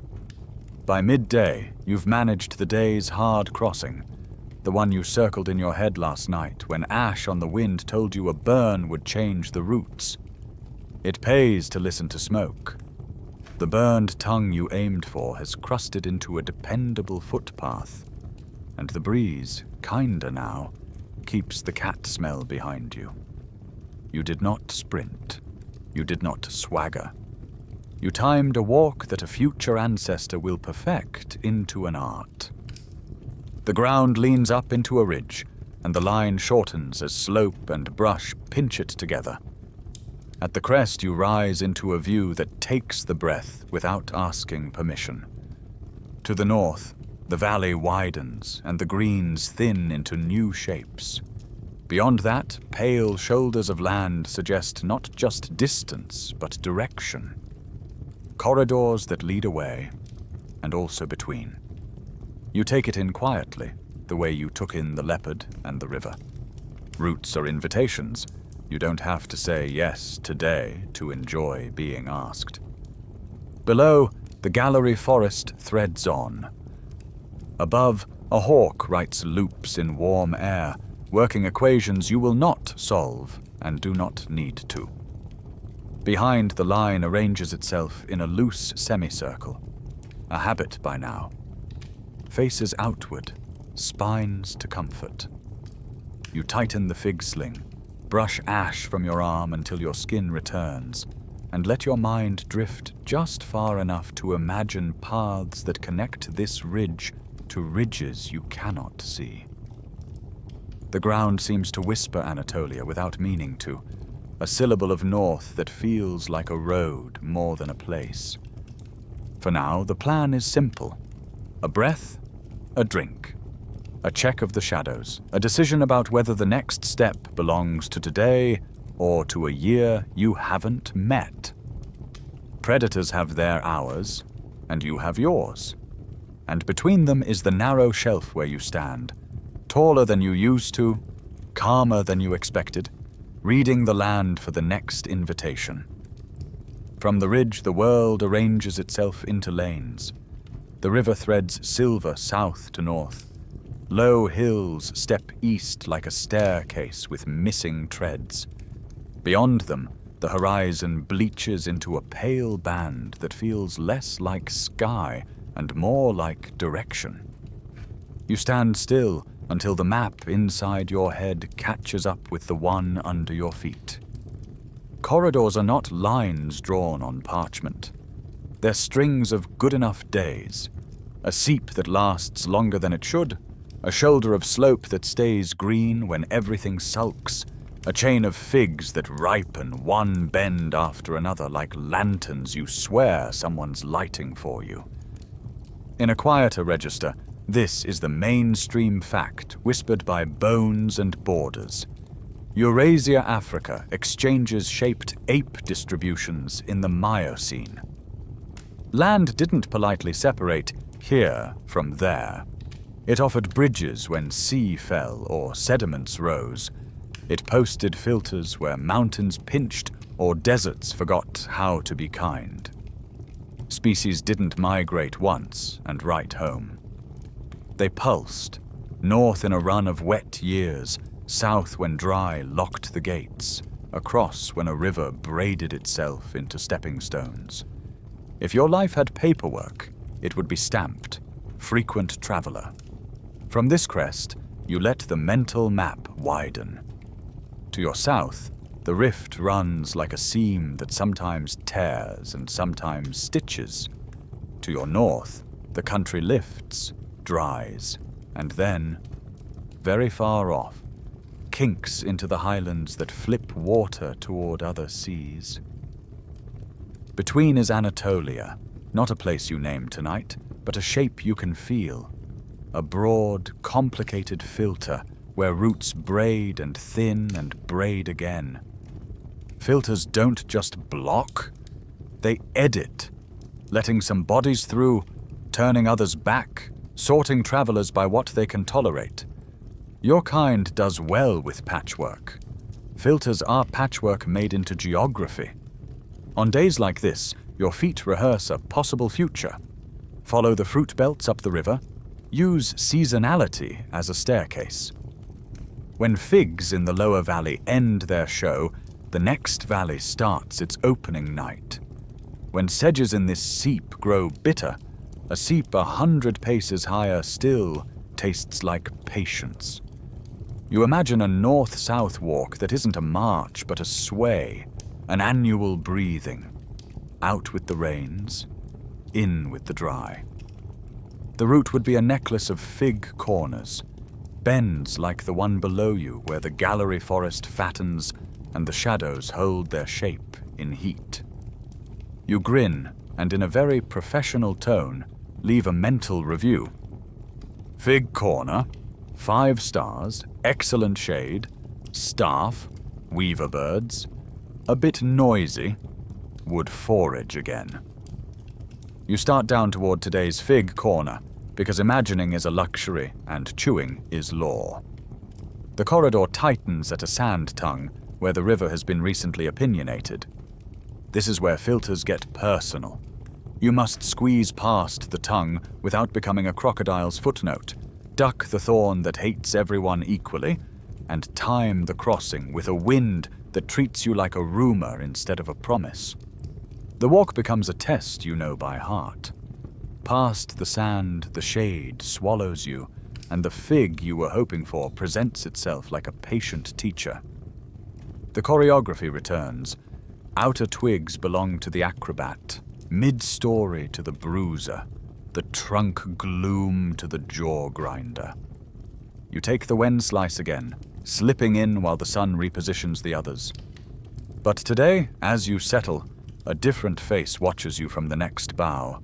A profile with cheekbones that turn shadows into statements, a jawline that argues for hard things, eyes set in a mask that makes you feel both seen and categorized. You've met its cousins in rumor. Anatolian apes, hills and river creatures whose bones will someday make scientists put down their coffee. Some features will look close to your line. Some will turn out to be convergences. Tricks bodies do when landscapes ask the same questions in different languages. For now, it is simply another citizen of the fig, claiming a height band you don't need right this minute. You nod in the way of neighbors who share a lobby, and pretend you're not counting the fruit. Later, strangers will stack entire careers on what you just glanced at in passing. They'll sift faunal assemblages, the company that ape kept, pigs with particular teeth, antelope with particular horn cores, rodents who travel with climate as luggage, and draw corridor timing from who shows up where. They'll measure sand and silt and note which layers were laid while the sky's magnet flipped. Magnetostratigraphy as a slow metronome, and tie those flips to a calendar. The story will be patient and long, like the river, and it will say, this window opened, that filter tightened, these travelers passed. And in the middle of all those careful layers, a skull or jaw from Anatolia will keep starting arguments at conferences. Paleontologists still argue whether the Anatolian fossils indicate direct hominin ancestry or a side branch. Your version of the sentence is simpler. Family or look-alike. You don't need tonight's answer. What you need is the friendly reality beneath the debate. Bodies like yours have been testing roots and tolerances for a long time, and some of those tests ran through the north. You're smelling now. You move along the crown and let your fingers memorize a sequence of ripeness across 4 branches, the way you memorize stepping stones across a creek. The acrobats own the sunlit edge, as always. The bruiser drapes himself where the weight makes sense. The jaw grinder works a cluster you'd call disappointing, and he'd call lunch. You sketch a small when lane between them and take it. No fights, no speeches. Partitioning keeps the peace better than charisma. Under your feet, the branch sways. Under the branch, the river wrinkles. Under the river, Histories you will never read compile themselves one grain at a time. For a moment, you let yourself entertain the absurd. What if you kept going? This season a little farther than last, the next season a little farther still, until one day the ridges tilt to a different sea and figs grow with different birds, chiding you from their woven nests. You wouldn't call it range expansion. You'd call it breakfast, and then you'd keep walking. The filters you'll cross would test everything you think you know. Mountains demand lungs, not opinions. Dry belts need loop memory, strings of seeps you can only know by walking them. In some years the bridge closes, in others it yawns open and invites half a continent to swap stories and parasites. When the gate swings wide, your kind does what it has always done. Braids with neighbors, learns one more trick about thorns, trades one more route around a temperamental river, lets a juvenile choose a mate in a different valley, and with them smuggle some calm into the next century. You adjust your one-arm fig tote, because style matters in a crisis, and pick your way down trunk to the sand fan, where the river slows. On the far bank, a grove leans into its own reflection, and the breeze solves the heat for half a minute. You kneel at the edge, where the water writes sideways, and watch bits of other places come past. Pollen from hills you haven't climbed, dust from a fire you only smelled, a feather from a bird that told somebody else off this morning. Corridors aren't just paths for feet. They're conversations run by gravity. You drink, and you're in on the gossip. A dragonfly patrols your straw-sized world with military seriousness. A weaver bird swears at you and at the river, and at the concept of sharing. You christen this bend Fig Corner out loud, earning a glare from the bird that suggests your 5-star review is neither needed nor respected. Fine. You leave a tip in the universal currency, staying small, moving slow, not breaking anything, and you ease along the slick mud to where the tree leans low enough to be democratic. On the branch above the water, the fig-sharing choreography writes itself again, this time with a new cast. The Anatolian-faced neighbor takes mid-level fruit and leans back as if posing for a future paper. The acrobat skims the sun edge and flirts with gravity. You take your time slice, slide in between shadows, and work 3 figs that will be perfect in exactly the number of heartbeats you've learned to count. The piece holds because the filter has already done its work before anyone climbed. This tree, this bend, this hour selected who could feed together without turning lunch into litigation. You eat, and while you eat, you let the big map keep humming at the edges of your attention. Corridors open and close, filters sort and relent. Your line breathes up and down these ribs of land because breathing is what lines that survive learn to do. When the fruit slows, you slip down to the water again, palm the cool, and watch your reflection wobble into 3 faces. Yours, the acrobats, the heavy-jawed neighbors. 3 solutions to one tree, held together by a bend in a river that deserves its silly nickname. You cup water, sip, and look through the surface at the mirror of leaves. Somewhere behind you, another branch shifts. Someone else joins the quiet ballet. You don't look back yet. You finish your drink, press your palm flat to the mud in a thank you nobody hears, and turn in time to see 3 apes sharing one fig with the practiced indifference of experts who've all read the same manual on not making a fuss. It's your cue to keep the peace and keep moving. You rise, shoulders down, and let the last of the shade cool your neck before you step away. You leave Fig Corner with the polite backward glance of someone who knows good service when they see it. and follow the river until bamboo begins to murmur along the banks. The canes clack in the light like wind chimes that learned to gossip. Here, the path invites 3 stories you carry, like caution signs tucked under your ribs. What happens when a great strategy forgets to bend? The first sign is written in branches, a canopy so dense your eyes try to climb it. You picture a cousin who made that canopy his citizenship test. Dryopithecus, elegant and long-limbed, a specialist in soft things and flights between boughs. In your mind, you see him moving as if the trees were an escalator set to always, shoulders rolling, hips elastic, hands reading bark like braille. His world runs on fruit flushes you can smell a week away. His teeth carry thin enamel that kisses sweet flesh rather than arguing with grit. In a museum future, lenses will read the microwear on those teeth and find fine shearing striations, scratches layered like silk threads, more than pits. The D13C tucked in enamel will spell C3 forests, shade-grown sugars, a life measured in crowns of leaves. But the ratchet you felt yesterday touches his world too. When Europe's forests shrink and fray, canopy highways become cul-de-sacs. The escalator stalls.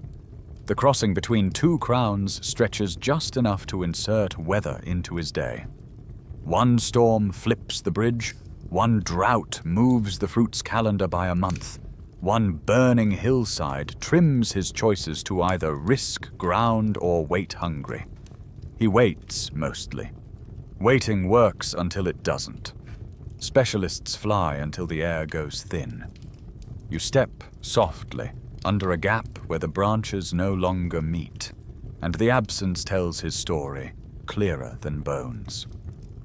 The river crooks east, the ground lifts, and the trees press closer in the way of woodlands that owe their shade to slope and stubbornness. On a horizontal branch, 2 body lengths above your head, you see a different silhouette. A broad face, high cheekbones, a jaw that looks like it keeps promises. In your head you nod to Sivapithecus, a master of staying aloft, orangutan-like in profile, but living long before oranges had a marketing department.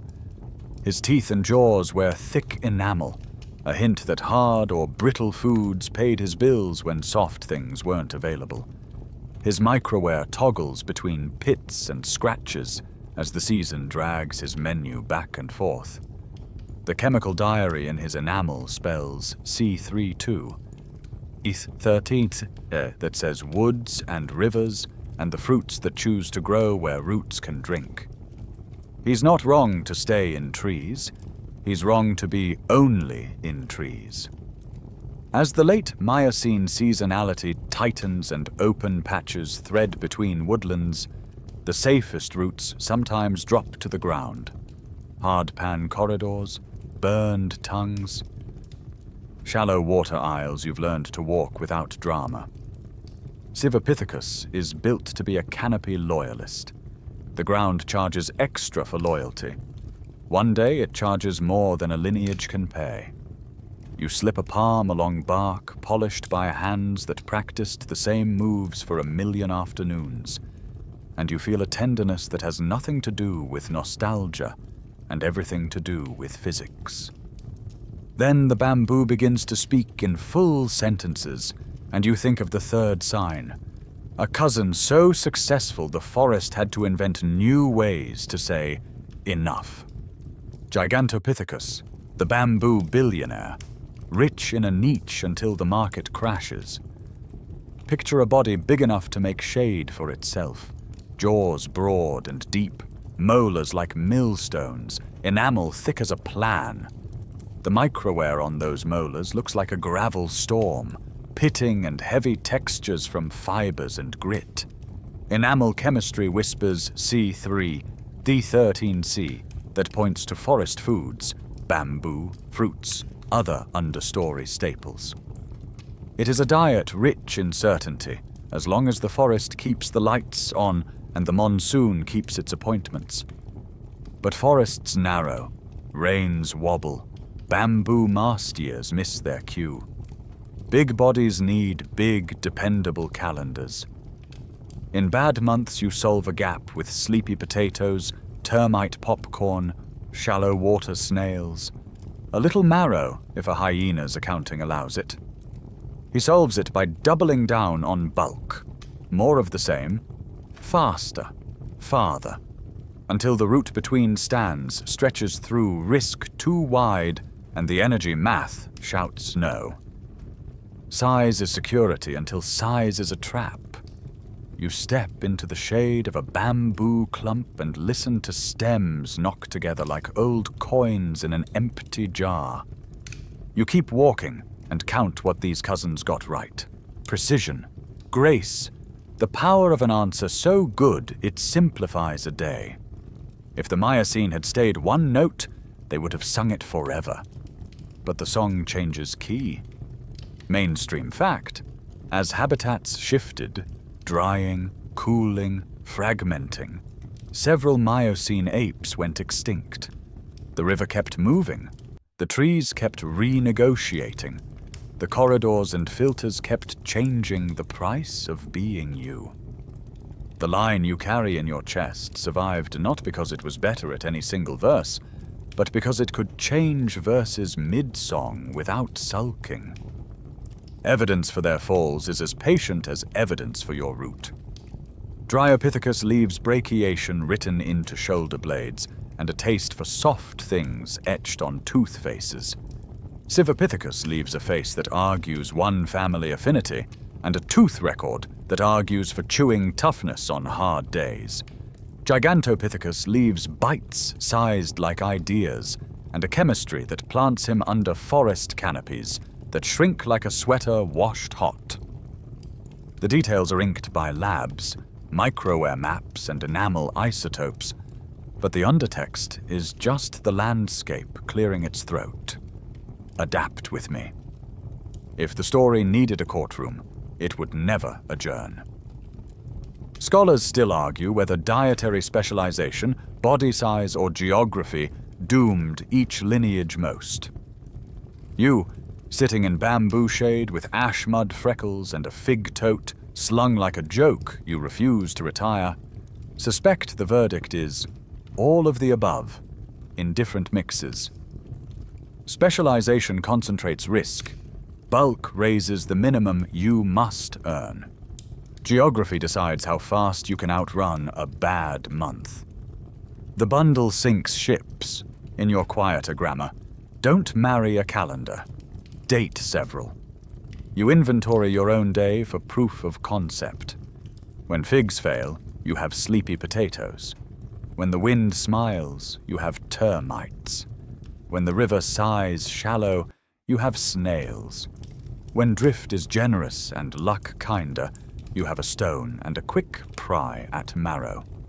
You are a generalist, not by ideology, but because mosaics reward flexibility and filters punish faith more than curiosity.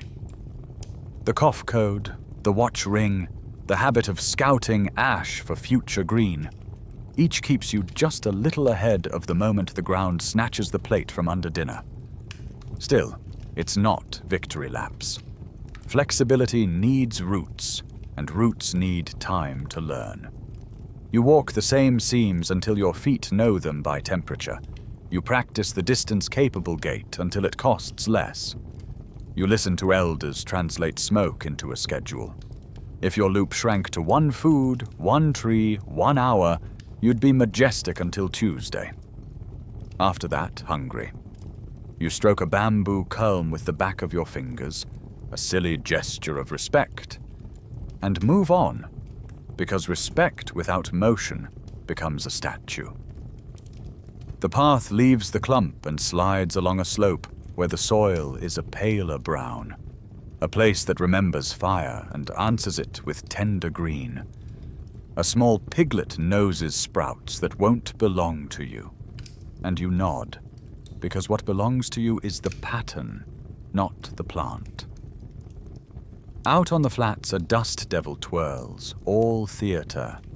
No rain. The day tastes like the inside of a clay pot, cool at the edges, warm at the rim. You flex your toes inside mud you didn't ask to wear, and feel the bundle again. Posture that pays, hands that carry, friends that scan. A pantry that refuses to pick favorites. If you were writing a memo to your future self, one more post-it under the eyelid, it would say, "Don't be the last to the water. Don't be the only thing you eat. Don't be alone when you plan. Don't brag to the sun." It would add in smaller letters, "Specialize lightly." You tuck the memo where the cough code lives and watch the light change on the trunks. A weaver bird tells you, loudly and at length, that you are walking wrong. You thank it for the feedback and adjust nothing. The breeze through bamboo returns, cooler now, and your shoulders lower in that involuntary way that says, home even when you're miles from where you slept. Somewhere not visible, other apes will do their expert things and meet the day's bill in their languages. Some will keep doing it for a very long time. Some won't. You are not a judge. You are a pedestrian with good habits. At the next turn, the river shows its broad back, and a burned, hard-pan tongue reaches toward it like a handshake. You take the tongue, because it's offering, and you time the crossing as the shadows shorten and the cats write their noon poem somewhere else. On the far bank, a strip of gallery forest threads into view again, the same stitch the day uses to hold itself together. You step into shade that smells of sap and cooling bark, and think, one more time, of the cousins whose names you won't speak, but whose lessons you won't forget. Shade closes over you again as the gallery forest threads forward, but the way you move inside it has changed. Ground doesn't feel like a detour anymore. It feels like a loop you keep on purpose. You still read bark like Braille, you still love a branch that behaves, but your day now includes regular ground legs stitched between trees, burned tongues that make quick corridors, hard pan that returns a little spring, ribs of shallow water you stride because ankles rinse and scent thins. You settle into that cheap, steady cadence. The ash wind taut your shoulders, and the trees learn to expect you to arrive upright. In the mirror of a slow pool, your body answers back with small hints that add up. Your skull sits more forward on the neck than your canopy cousins do. The foramen magnum, the quiet hole where the spine meets the head, has drifted toward the center instead of sulking at the back. That balance makes a long gaze easier when you're tall and nosy. Down the line, your thigh bone wears its own opinions. The femoral neck looks a shade longer, the cortical bone thicker on the underside, where an upright stride drives stress. None of this is speeches. It's scaffolding you can feel whenever you cover 200 paces without consulting a branch. You aren't alone in this tweak. Out west, in a lakeside mosaic the wind can still describe, a cousin with a jaw you'd recognize walks the edges of 7-million-year rivers. His skull's base is a touch more under than behind, the way yours nags toward, and his days likely include the same tentative ground jaunts you're dialing in now. Farther east, in hills with red dirt and an unhelpful fondness for erosion, another cousin leaves behind a femur that forces future people into happy arguments. Its neck and head whisper biped, even if the rest of the body is conservative about the news. Later, much later, a relative with a grasping big toe and a pelvis full of compromises splits time between trunks and dirt, like a commuter who still pays for the tree gym but swears the ground commute saves money. Mainstream fact, put plainly, the earliest hominins show up million years ago with clues to bipedal tendencies. Skull bases more forward, thigh bones tuned to upright load, pelvises beginning to vote for a future. The gallery forest doesn't clap. It just makes room. You test the midpoint of a day with a little flourish you shouldn't admit you practice, the two-hand tuba shuffle. It's half dance, half logistics. Knees soft, hips doing the world's smallest figure eight, hands occupied with a mud-slick corm and a fruiting twig while you keep pace without stabbing your toes. It looks ridiculous. It works. Your friends heckle, then copy it, then pretend they invented it, which is how most good ideas travel. Quirky, yes, but also an index card for your growing balance. Upright work while moving. Your posture has consequences you don't have to believe in for them to pay. Heat slips off your back without charging interest. Eyes clear the grass a heartbeat sooner. The one-arm fig tote becomes an honest habit instead of a bit. Throwing feels less like an act and more like a setting your body comes with. The distance-capable gate you rented by the minute now comes with a small discount for bulk buys. At day's end, you stand in shade with a different tired, less flame in the shoulders, more hum in the legs, and your lungs announce they could go again if figs negotiate. Evidence for this mosaic walker/climber life doesn't need your commentary, but if you were the sort to narrate your bones, you'd say, heads sit square on necks that like tall. Femurs carry patterns of compressive force under the neck that belong to feet that push off. Ankles tolerate a roll that makes dirt cheaper. Hands retain the kind of strength that knows what bark and vines demand. The body is a committee that rarely votes unanimous. It doesn't have to. It just has to deliver a bundle that gets you home. In the canopy, you still earn your keep. Arms sling, fingers search. The old choreography keeps you honest. On the ground, the choreography widens. You link shade islands with a confidence that makes predators rethink poetry. You pace hard pan until the rhythm writes itself into your hips. You learn which burned swales are ready to carry you and which will swallow your ankle whole. You plan fig raids you couldn't have managed from a life measured only in meters up. This is compromise by design, not apology. Your pelvis is still a diplomat.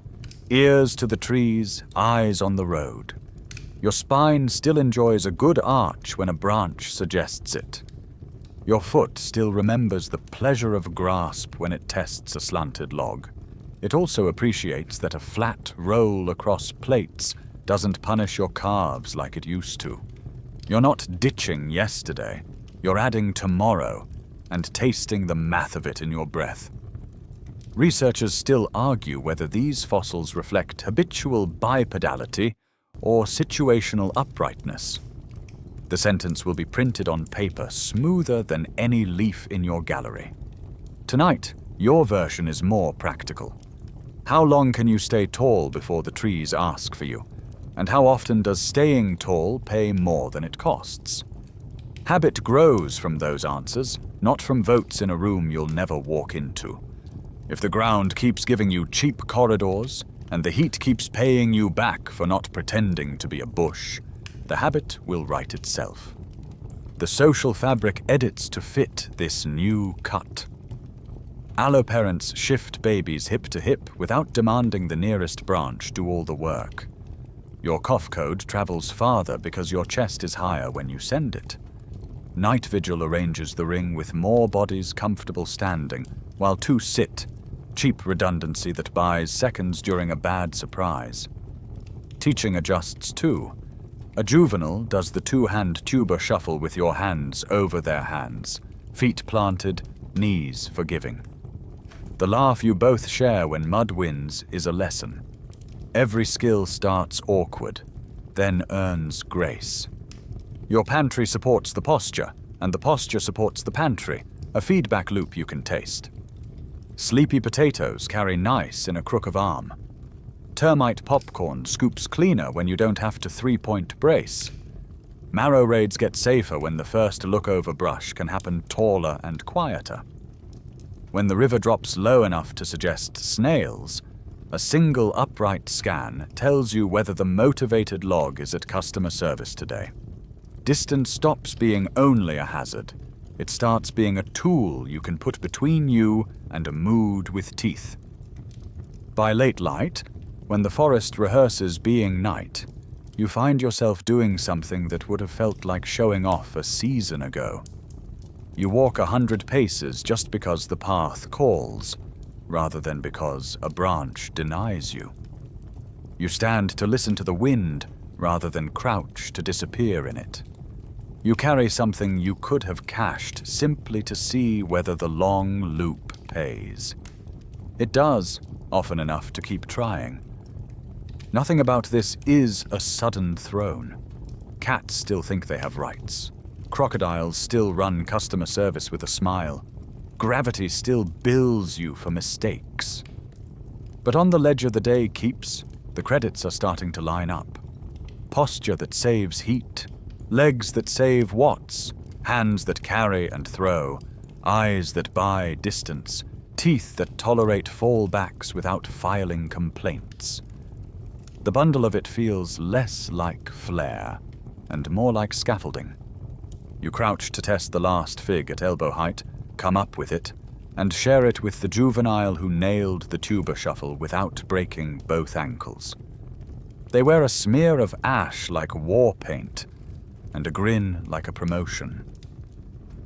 You invent a ceremony on the spot, 2 soft clacks of stone, a solemn nod, and they return it with the gravity of a king.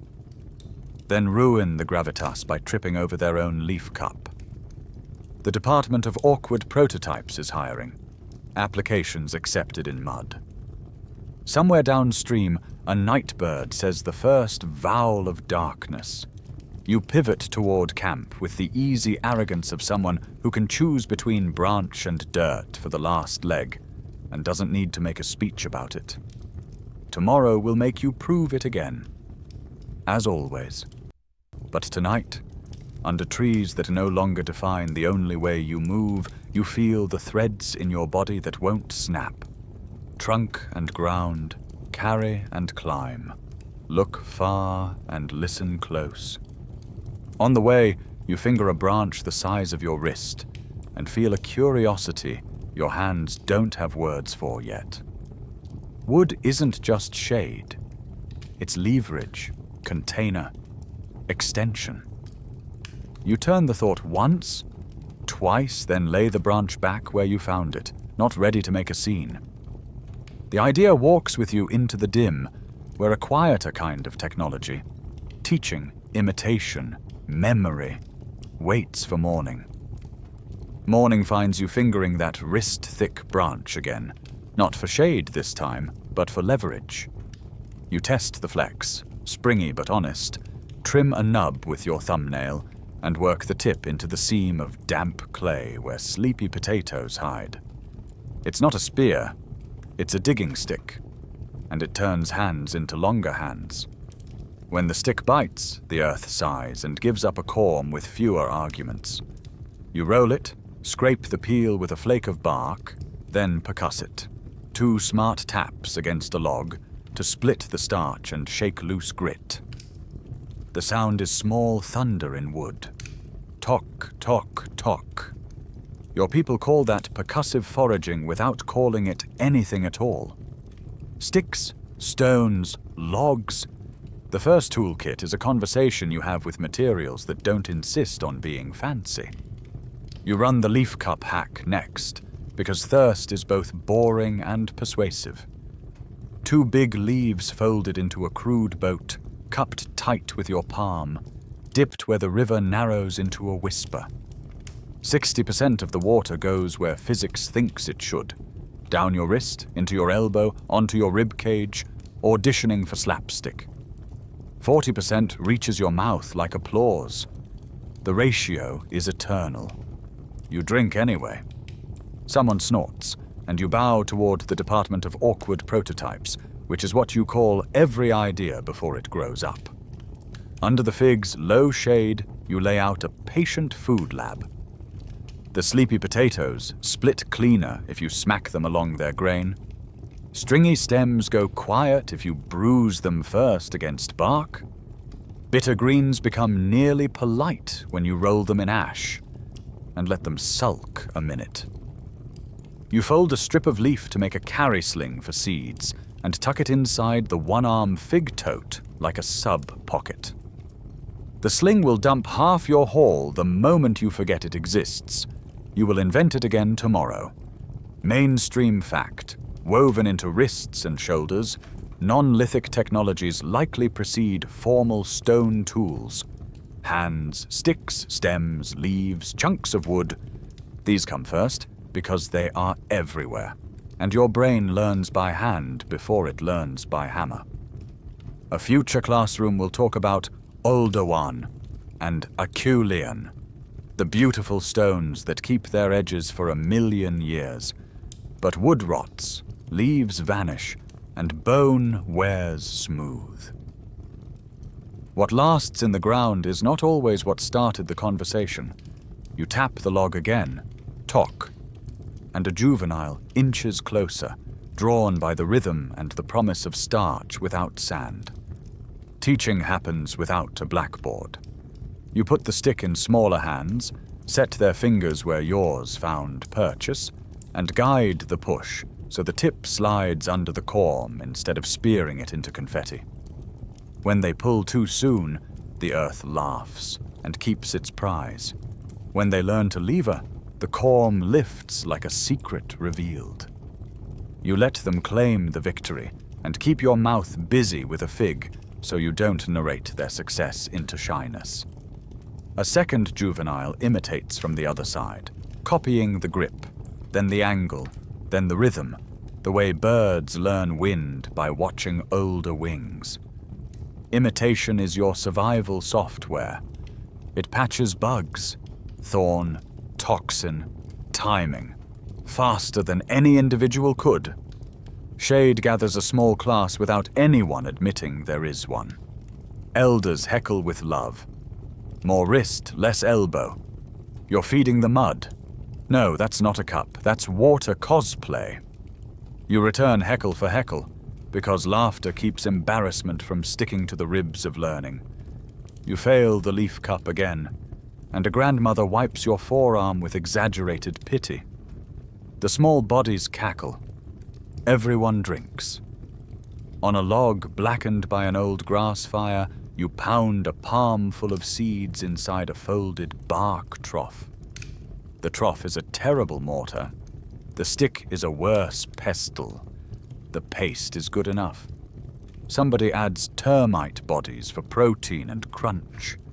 Someone else drips a little water with less spillage than yesterday. The paste becomes a smear on warmed stone that asks to be called a recipe, and against all good sense, earns the title. You taste it. The texture is committed. The flavor is its food.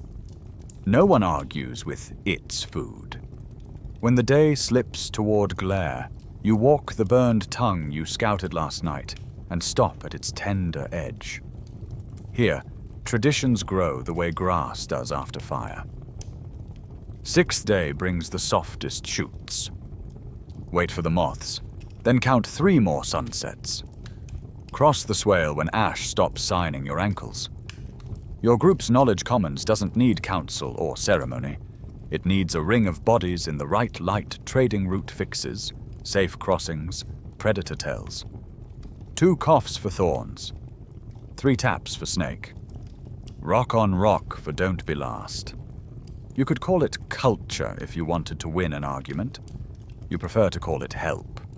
The proof of this quiet tech won't sit proudly in a glass case. Use whereon bone and wood rarely preserves. Leaf slings and bark troughs go back to dirt without leaving a forwarding address. So the future will squint sideways to reconstruct your day. They'll watch chimps crack nuts on stone anvils, capuchins pound palm hearts with hand-sized cobbles, Gorillas fold herbs to detox the bitter, and they'll say, soft and careful, that the pre-Oldowan world probably included percussive foraging and plant processing like this, speculation flagged as such, because evidence is humble when wood and leaf are the protagonists. Still, the inference holds water better than your cup does. Anthropologists still argue whether cultural transmission began deep in the Miocene or later. Maybe the bar for culture is set high. Maybe it should be. Tonight, you aim lower and warmer. If behaviors spread by imitation, stick, and accumulate into a local way of doing things, you're already standing in the shallow end of that pool.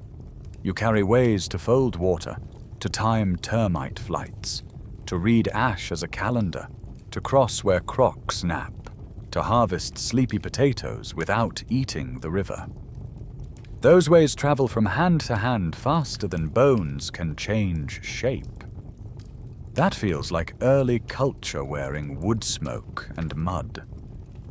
Under a spreading crown, you keep the teaching going without calling it that. You show a juvenile the bad tuber that winks almond on the tongue, and how to shave, soak, and warm sift it until the whisper of panic fades. You offer your wrist to feel the purr of a termite mound waking up before the sky performs its star trick. If the mound vibrates like a drum, hold your bowl hands ready, then scoop the popcorn as it finds air. You place their palm on ash and ask what the temperature says about wind, about which gossip trail to test after lunch, about which fig line will ripen next week if the moths keep showing up drunk and off schedule. Between lessons, you sneak a little percussion on an old, hollow log because rhythm is a teacher too.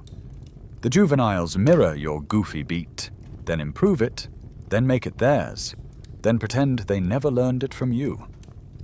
Same with the two-hand tuba shuffle. Your ridiculous gait becomes their normal one by afternoon. When an elder strolls past and makes fun of everyone equally, you know the technique has joined the commons. It no longer needs its inventor's name. You glance at your stone, the one that pried marrow yesterday, and consider whether to keep it. You do, and you don't. Stones in this story are borrowed, not appointed. You turn it in your palm, note the face that likes bone and the edge that likes bark, then drop it near the log where someone else will find it when a recipe demands it. Tools at this hour are more like roles than possessions. Little systems sprout around these habits. A cache of decent sticks leans under a root where water doesn't mop the ground clean. A pile of half-good bark troughs lives behind the resting tree like a cupboard you would be embarrassed to show company. A favorite anvil log becomes part of the day's map, with a ring worn by 100 small smacks. None of this asks for ceremony. All of it reduces friction, so tomorrow's work costs less. The sun lowers from accusation to opinion, and dusk settles on the river like a hand smoothing wrinkled cloth. You tidy the lab with the efficiency of someone who has had things stolen by monkeys and the wind. The leaf sling returns to leafness. The digging stick goes back to the root cache. The bark trough gets a eulogy. Thank you for your service, you were mostly a spill, and retires to the wrong side of useful. The ring of bodies reforms without being told, the way water finds itself at the bend. As night breathes in, the air shifts. Cool edge on your nape, smoke from afar burn thinning into suggestion. You roll the day's tricks in your head and understand again that variability is the real teacher. Some nights the termite drums wake early. Some mornings the ash keeps heat longer than math suggests. Some seasons the river forgets its old route and writes a new one through your pantry. The tools you favor: sticks, leaves, memory, imitation. Work because they bend. You curl into your place in the ring, the cough code running through the leaves like a lullaby you all pretend not to know by heart. And you let the little inventions of the day thread themselves into sleep. The night doesn't keep its promises. A cool breeze that started as a lullaby flips twice before dawn and arrives at camp smelling like wet ash and distant dust. Rain somewhere you can't see, dry somewhere you were counting on. You sit up inside the ring, test the air with your palm, and feel the lesson you've been living all along. The ground doesn't change once. It oscillates. Lakes swell and shrink, grass browns, and then jokes about being green again. The river changes its mind about which braid is the main one and doesn't apologize. Your calendar stretches like bark in heat and then snaps back, just a little warped. By first light, the sky is already switching moods. A thin cloud train smears east. To the west, a brown veil hangs like a curtain someone forgot to open. You tilt your face, taste both stories, and edit the day before the cough code has time to warm up. The fig you meant to raid can wait. The burned tongue that should have sprouted tender green on day 6 clearly didn't get the memo. The moths that were supposed to show up 3 sunsets after smoke decided to EP late. You rewrite breakfast into sleepy potatoes with a fig chaser instead of the other way around. You call this the pivot diet, a brand you invented strictly to make your stomach feel clever.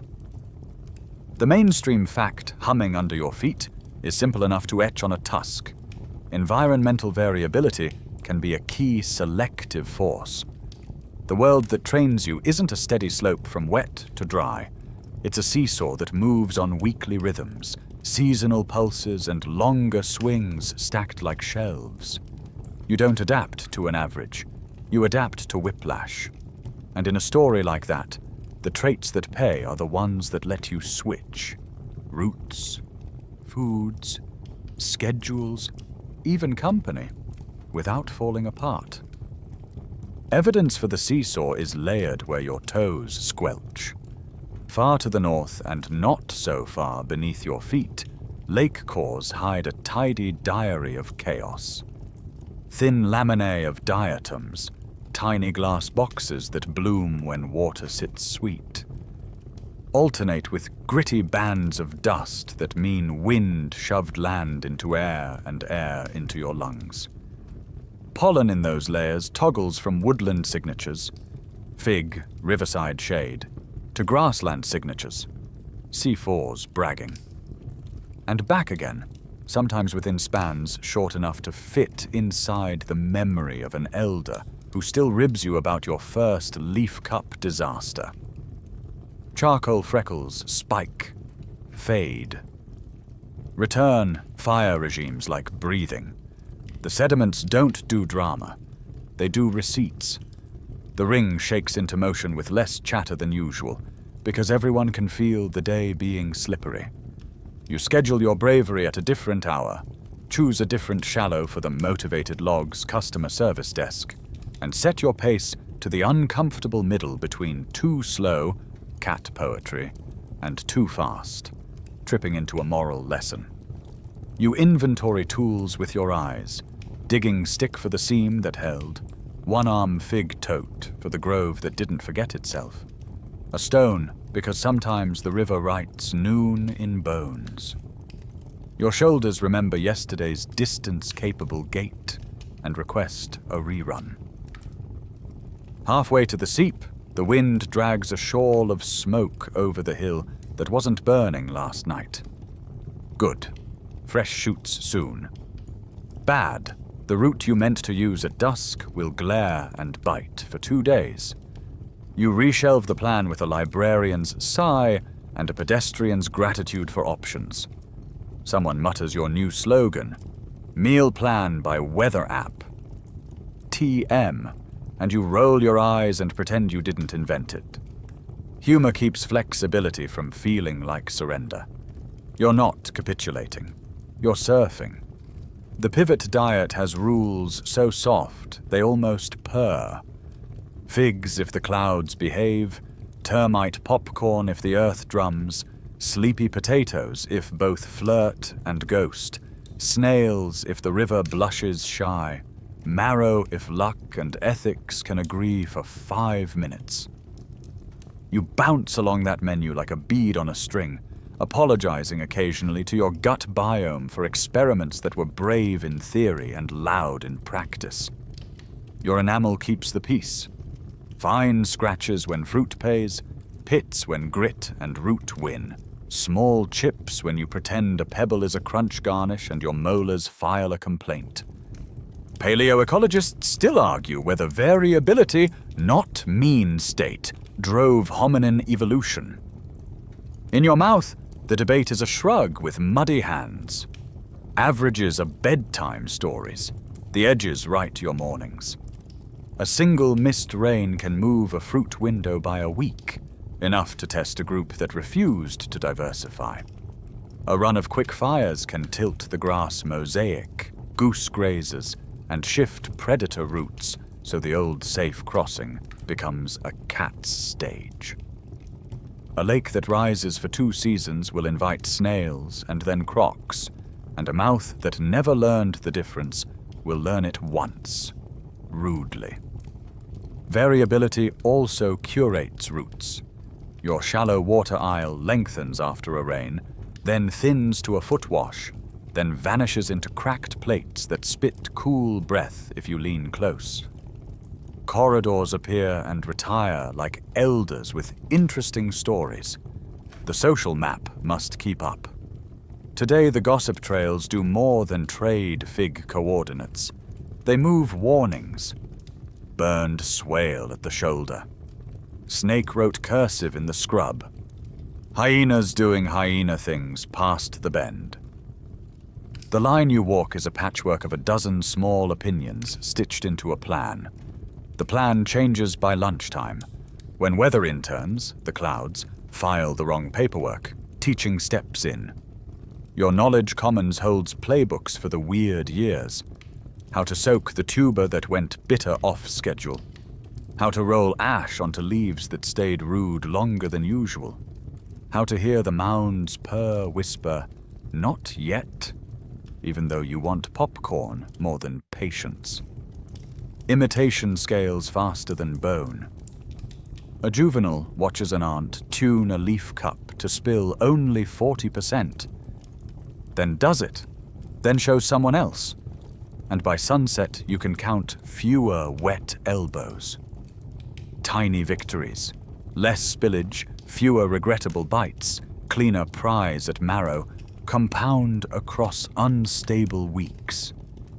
Flexibility doesn't mean flailing. You keep your predator timetable because cats don't suspend poetry for meteorology. Dawn and dusk still punish loiterers. The river still punishes last place.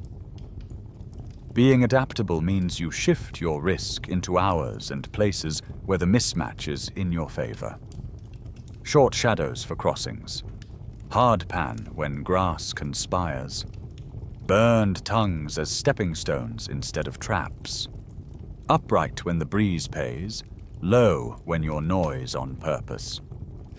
The choreography holds even when the band keeps changing tempo. Your body, conspirator that it is, leans into the seesaw. Bipedal posture on hot days saves more heat than it costs. Hands free on complex days means sticks, stones, babies and tubers can stack and travel. Thick enamel means you can forgive the planet for switching the menu. The bundle isn't a brag, more like a toolkit left by a door you pass a lot. Every time you borrow from it, the day narrows from impossible to annoying to done. At noon, a gust lifts ash from a distant slope and sets it glittering like grey snow. Not pretty. Useful. In 2 days, that line will go green. In 3, grazes. In 4, a maybe for cautious scavenging.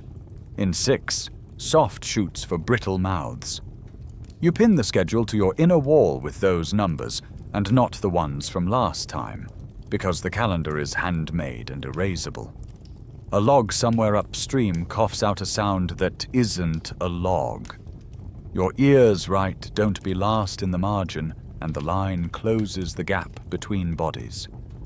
The seep holds today, generous as an aunt who doesn't do birthdays, just surprise dinners. You work the digging stick in your best figure eight, pry a tuber that behaves like a tuber, and split it with 2 neat smacks on the anvil log. The paste you make with seeds, ash, and a few penitent greens tastes like effort, which is to say, fine. A juvenile beside you manages a leaf cup that spills only a respectable amount.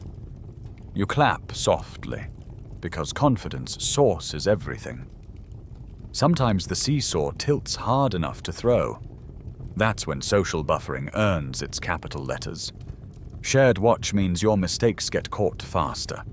Shared gossip trails mean your routes get smarter without you having to collect every bruise personally. Shared food means your bad guess about a fig doesn't cascade into a bad night on watch. Variability favors groups that flex together. The ring is an anti-whiplash technology with laughter built in. By late light, clouds finally cash one of their checks. The river smells briefly like metal and patience. A single scatter of rain polka dots dust into dark freckles, then stops with theatrical humility. You don't sulk. You pivot again. Check the shallows for snails, sniff the wind for marrow math, glance at the mound for a drum roll. If none of those sing, you have sleepy potatoes, which, with a fig chaser and a joke, is almost a meal with manners. On your way back toward the ring, you walk a ridge that wasn't in yesterday's script and watch shadows stretch in a new direction. The view is not better, just different enough to open lanes in your head. The word for the feeling is possible. In that quiet, you hear tomorrow's rumor. Farther valleys, longer loops, home ranges that breathe with the weather instead of being strangled by it. You're not there yet. You don't have to be. Tonight you carry the simple victory of a day that changed 5 times and still ended with full hands. The cicadas start their white noise machine, ever the professionals. You tuck your fig tote under your elbow, practice the 2-hand tuba shuffle once for comedy, and accept the ring's invitation like a chair. The cough code moves around you the way wind moves the leaves. 2 for thorns, 1 for good. A low half cough that means, tell that story again about the moths. You do. The punchline is small. The lesson is big. Flexibility isn't a trick. It's a temperament. Your loops keep lengthening until the map in your head stops being a circle and starts breathing like a lung. A good month takes you 2 valleys out and back. A bold one strings 3 fig corners into a lazy necklace. A hard one drags you to a seep you only knew from an elder's laugh. The gossip trails that used to swap warnings now ferry plans. Who has shade? Who has shoots? Who has a grandmother with a talent for reading ash-like scripture? You're still you, mud on the calves, ash on the shoulders. But the home range swells, exhales, and learns to knit with the ranges of your neighbors. The bundle you've been carrying, posture, hands, teeth, timing, friends, starts to feel like a kit you open on the road. Sticks stop being lucky branches and settle into rolls. Stones stop being borrowed and start being expected. Food stops arriving as is and starts arriving processed. You pound more things before you eat them. You split more before you carry. You bruise, crush, scrape, and sometimes warm on a coal bed that isn't your fire but behaves enough like one to pretend. The menu becomes not just broad, but transformable. A tuber that used to be an argument becomes a conversation you can win. Archaeological signatures is a phrase the future will use for this invisible turn. They'll show you cut marks that slide under and across tooth scores on bone, percussion scars spiraling from long bone ends that bled marrow you remember as a small, guilty feast, residues on stones that taste like starch when licked. No one will admit to licking them, and everyone will. Starch granules trapped in dental calculus that say softly that you ground and chewed things your teeth didn't evolve for alone. None of this feels like ceremony to you. It feels like less chewing for more calories, which is the kind of math a hungry brain adores. As the toolkit matures, the roots widen. Your distance-capable gait stops being something you rent by the minute and becomes the way you run errands between valleys. The fig-tote graduates from scandal to standard issue. The two-hand tuba shuffle becomes the dance of your people. And the trails themselves begin to converge, not into roads, no one is that organized, but into predictable lanes where groups meet on purpose instead of by accident. A dusk on a ridge turns into a market of news. Someone walks in with a story about a burned tongue that sprouted early. Someone else describes a shallow that turned toothy. You trade a leaf sling folding trick for a safer way to descend the cursed slope that ate 3 good ankles last season. The quiet consequence of all this traffic is demography. When bands touch and trade and mate, small populations behave like larger ones. Your effective population size rises like a hidden tide, and with it, the odds that a stupid year won't erase a lineage that did everything right. Mainstream fact. Generalist strategies correlate with broader geographic ranges and longer persistence. You can feel the truth of it under your feet. Groups that will eat a little of everything, walk a little farther than they like, and share just enough to keep tempers cool, have maps that sprawl and histories that last. The braiding isn't just food and mates, it's rhythms. You take in other people's cough codes, and they take yours. 2 for thorns, 1 for good, a low half cough for tell that story again. Your watch ring gets better at rotating without wobble. Your gossip trails start to repeat in a way that makes new juveniles think they've always existed. By the time a child learns to carry a toddler without inventing gravity, they also know which way ash drifts off each hill after the first rain, which bend deserves 5 stars, and which motivated log runs the most honest customer service. Knowledge stops being fragile. It becomes redundant, stored in more than one head, more than one valley. The land keeps throwing curveballs. A run of fierce, dry years snaps 2 weak links in the food chain.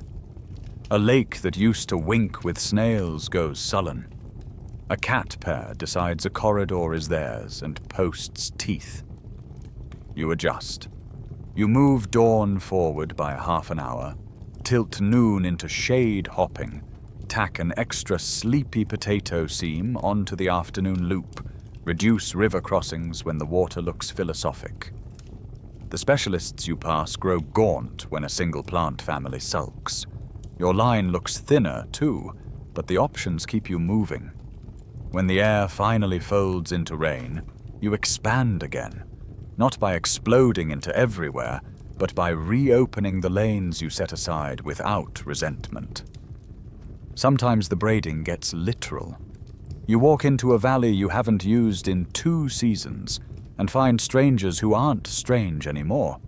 The cough code is familiar, the tuba dance recognizable, the jokes secondhand but still good. You share sleepy potatoes and termite popcorn and the best laugh of the day. Someone calls your trade route a gossip trail to your face and then asks for directions along it. You draw the map in dust with a stick, edit it with your foot, and watch as they mirror the lines exactly.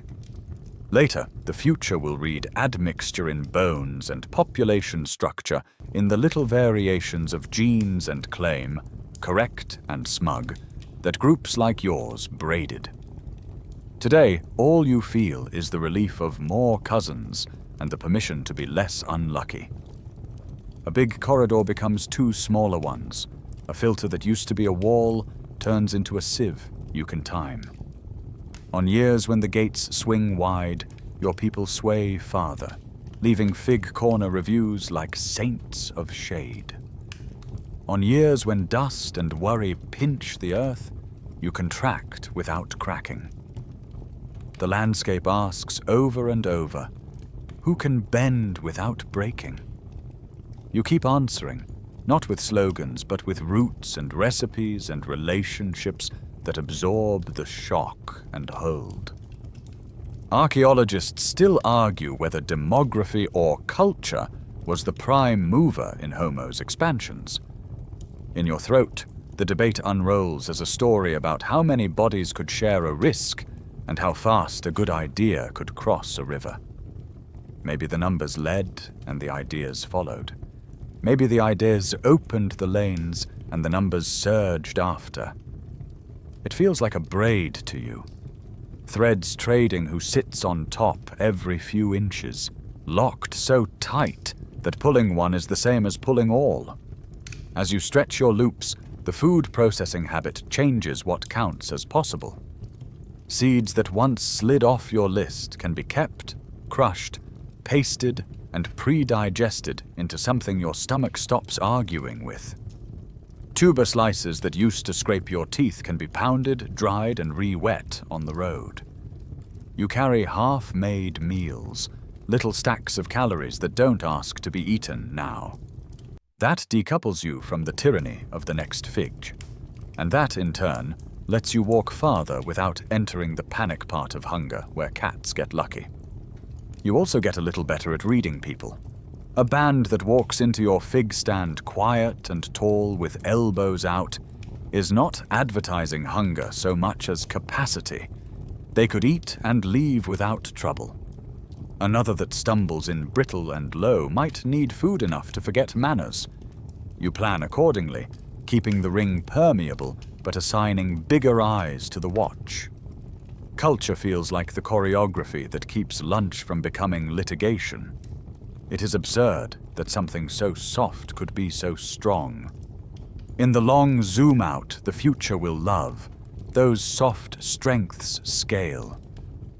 Larger connected populations take the punches better.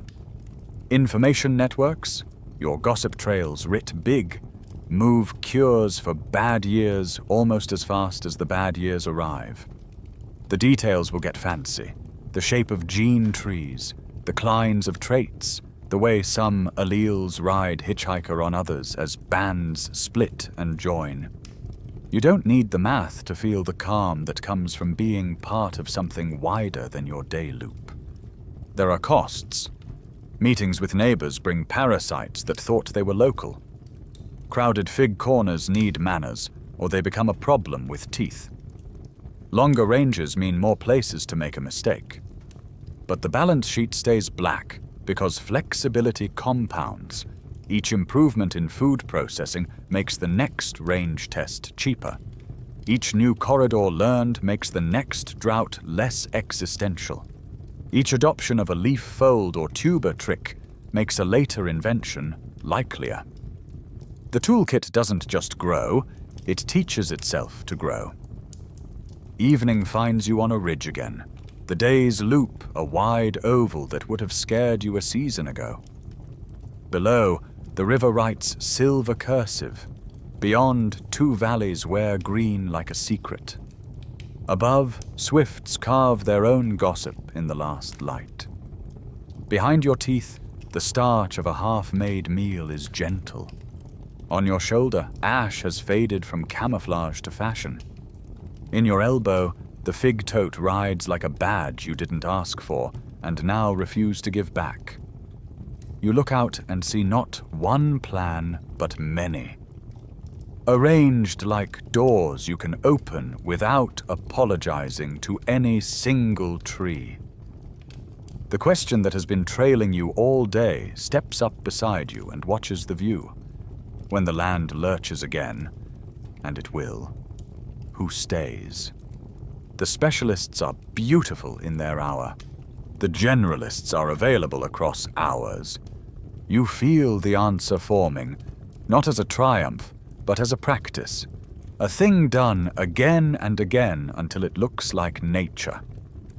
You squeeze the fig tote's loop as if it were a hand, listen for the cough code drifting up from the gallery, and turn toward tomorrow's lanes.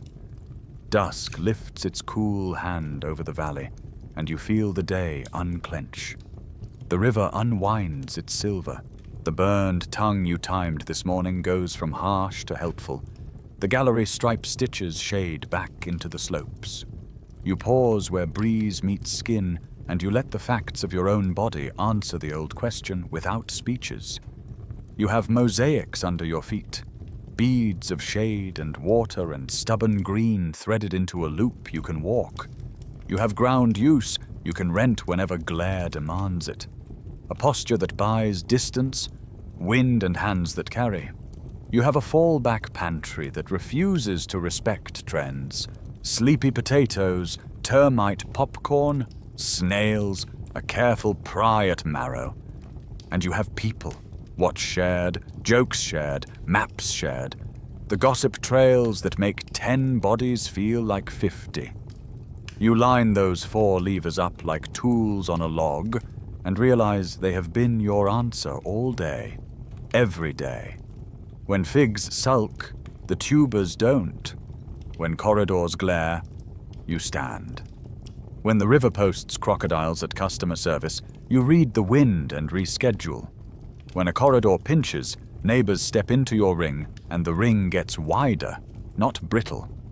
The paths to oblivion, over-specialization, isolation, narrow diet, rigid schedules, all came knocking.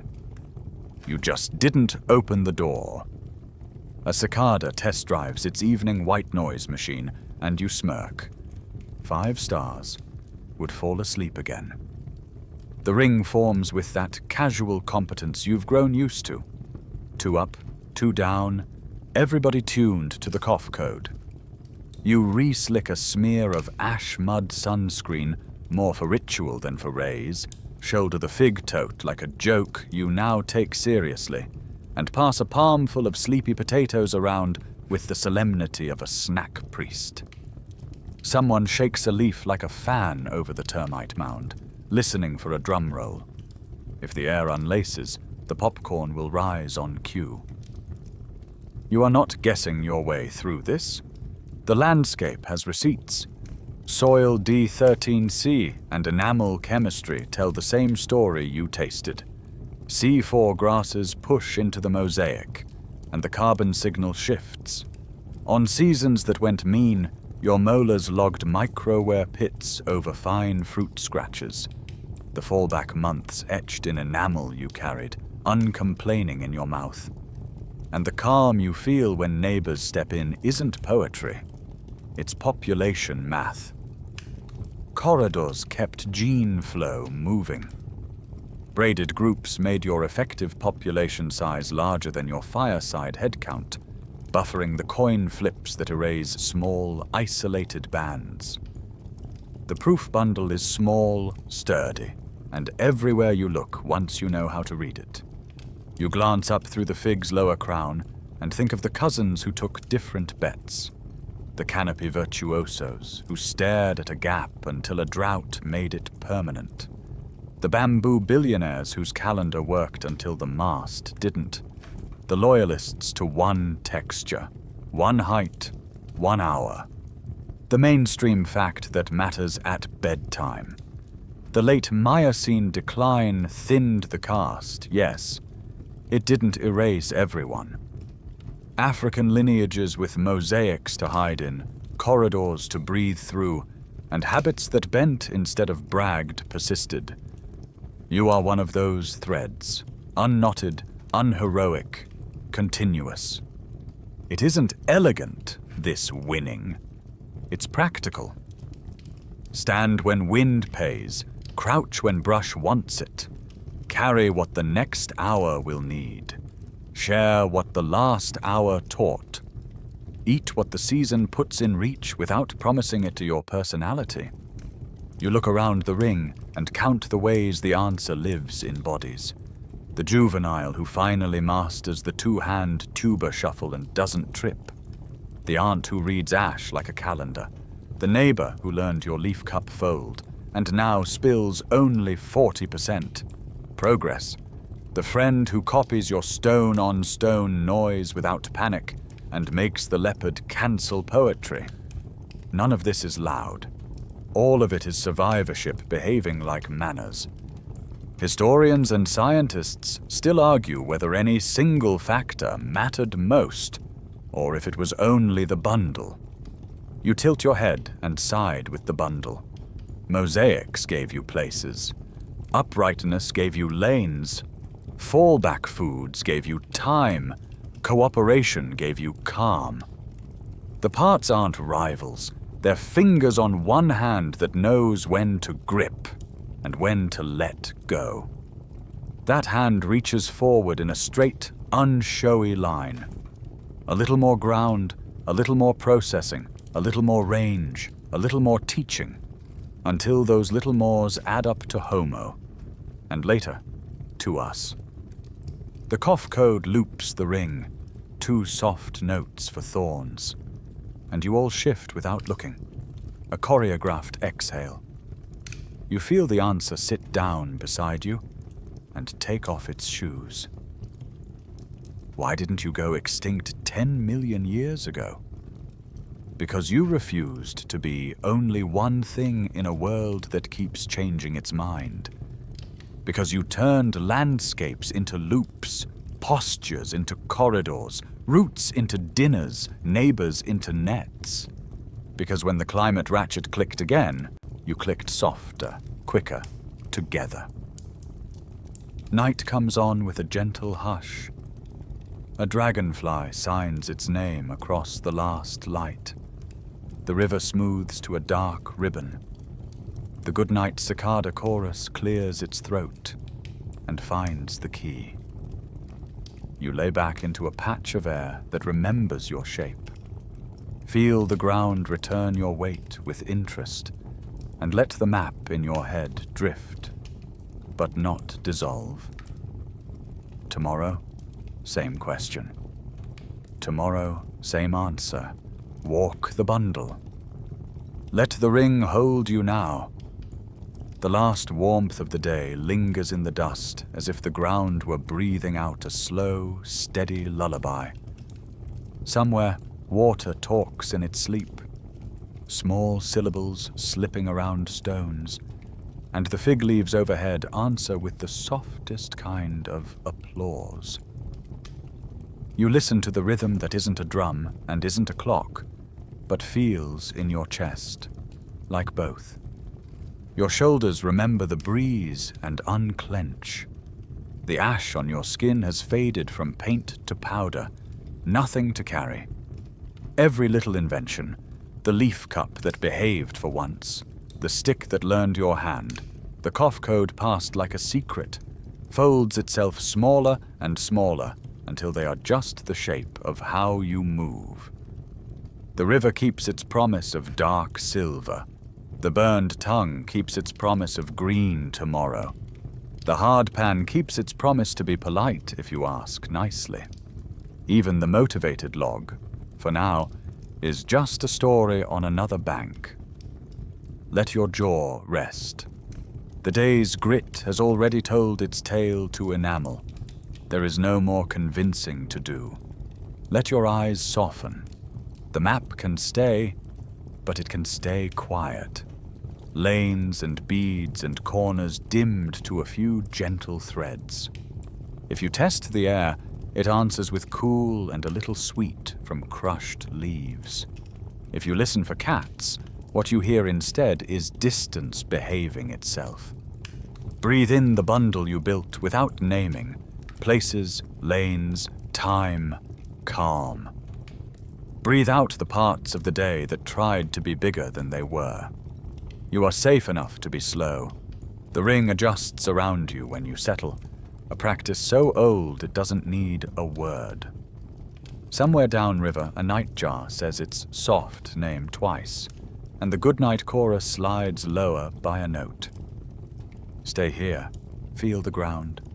Let the long chain that didn't snap hum faintly, like a string touched with 2 fingers, and then fade to a memory you carry into sleep. Nothing to do now, just rest.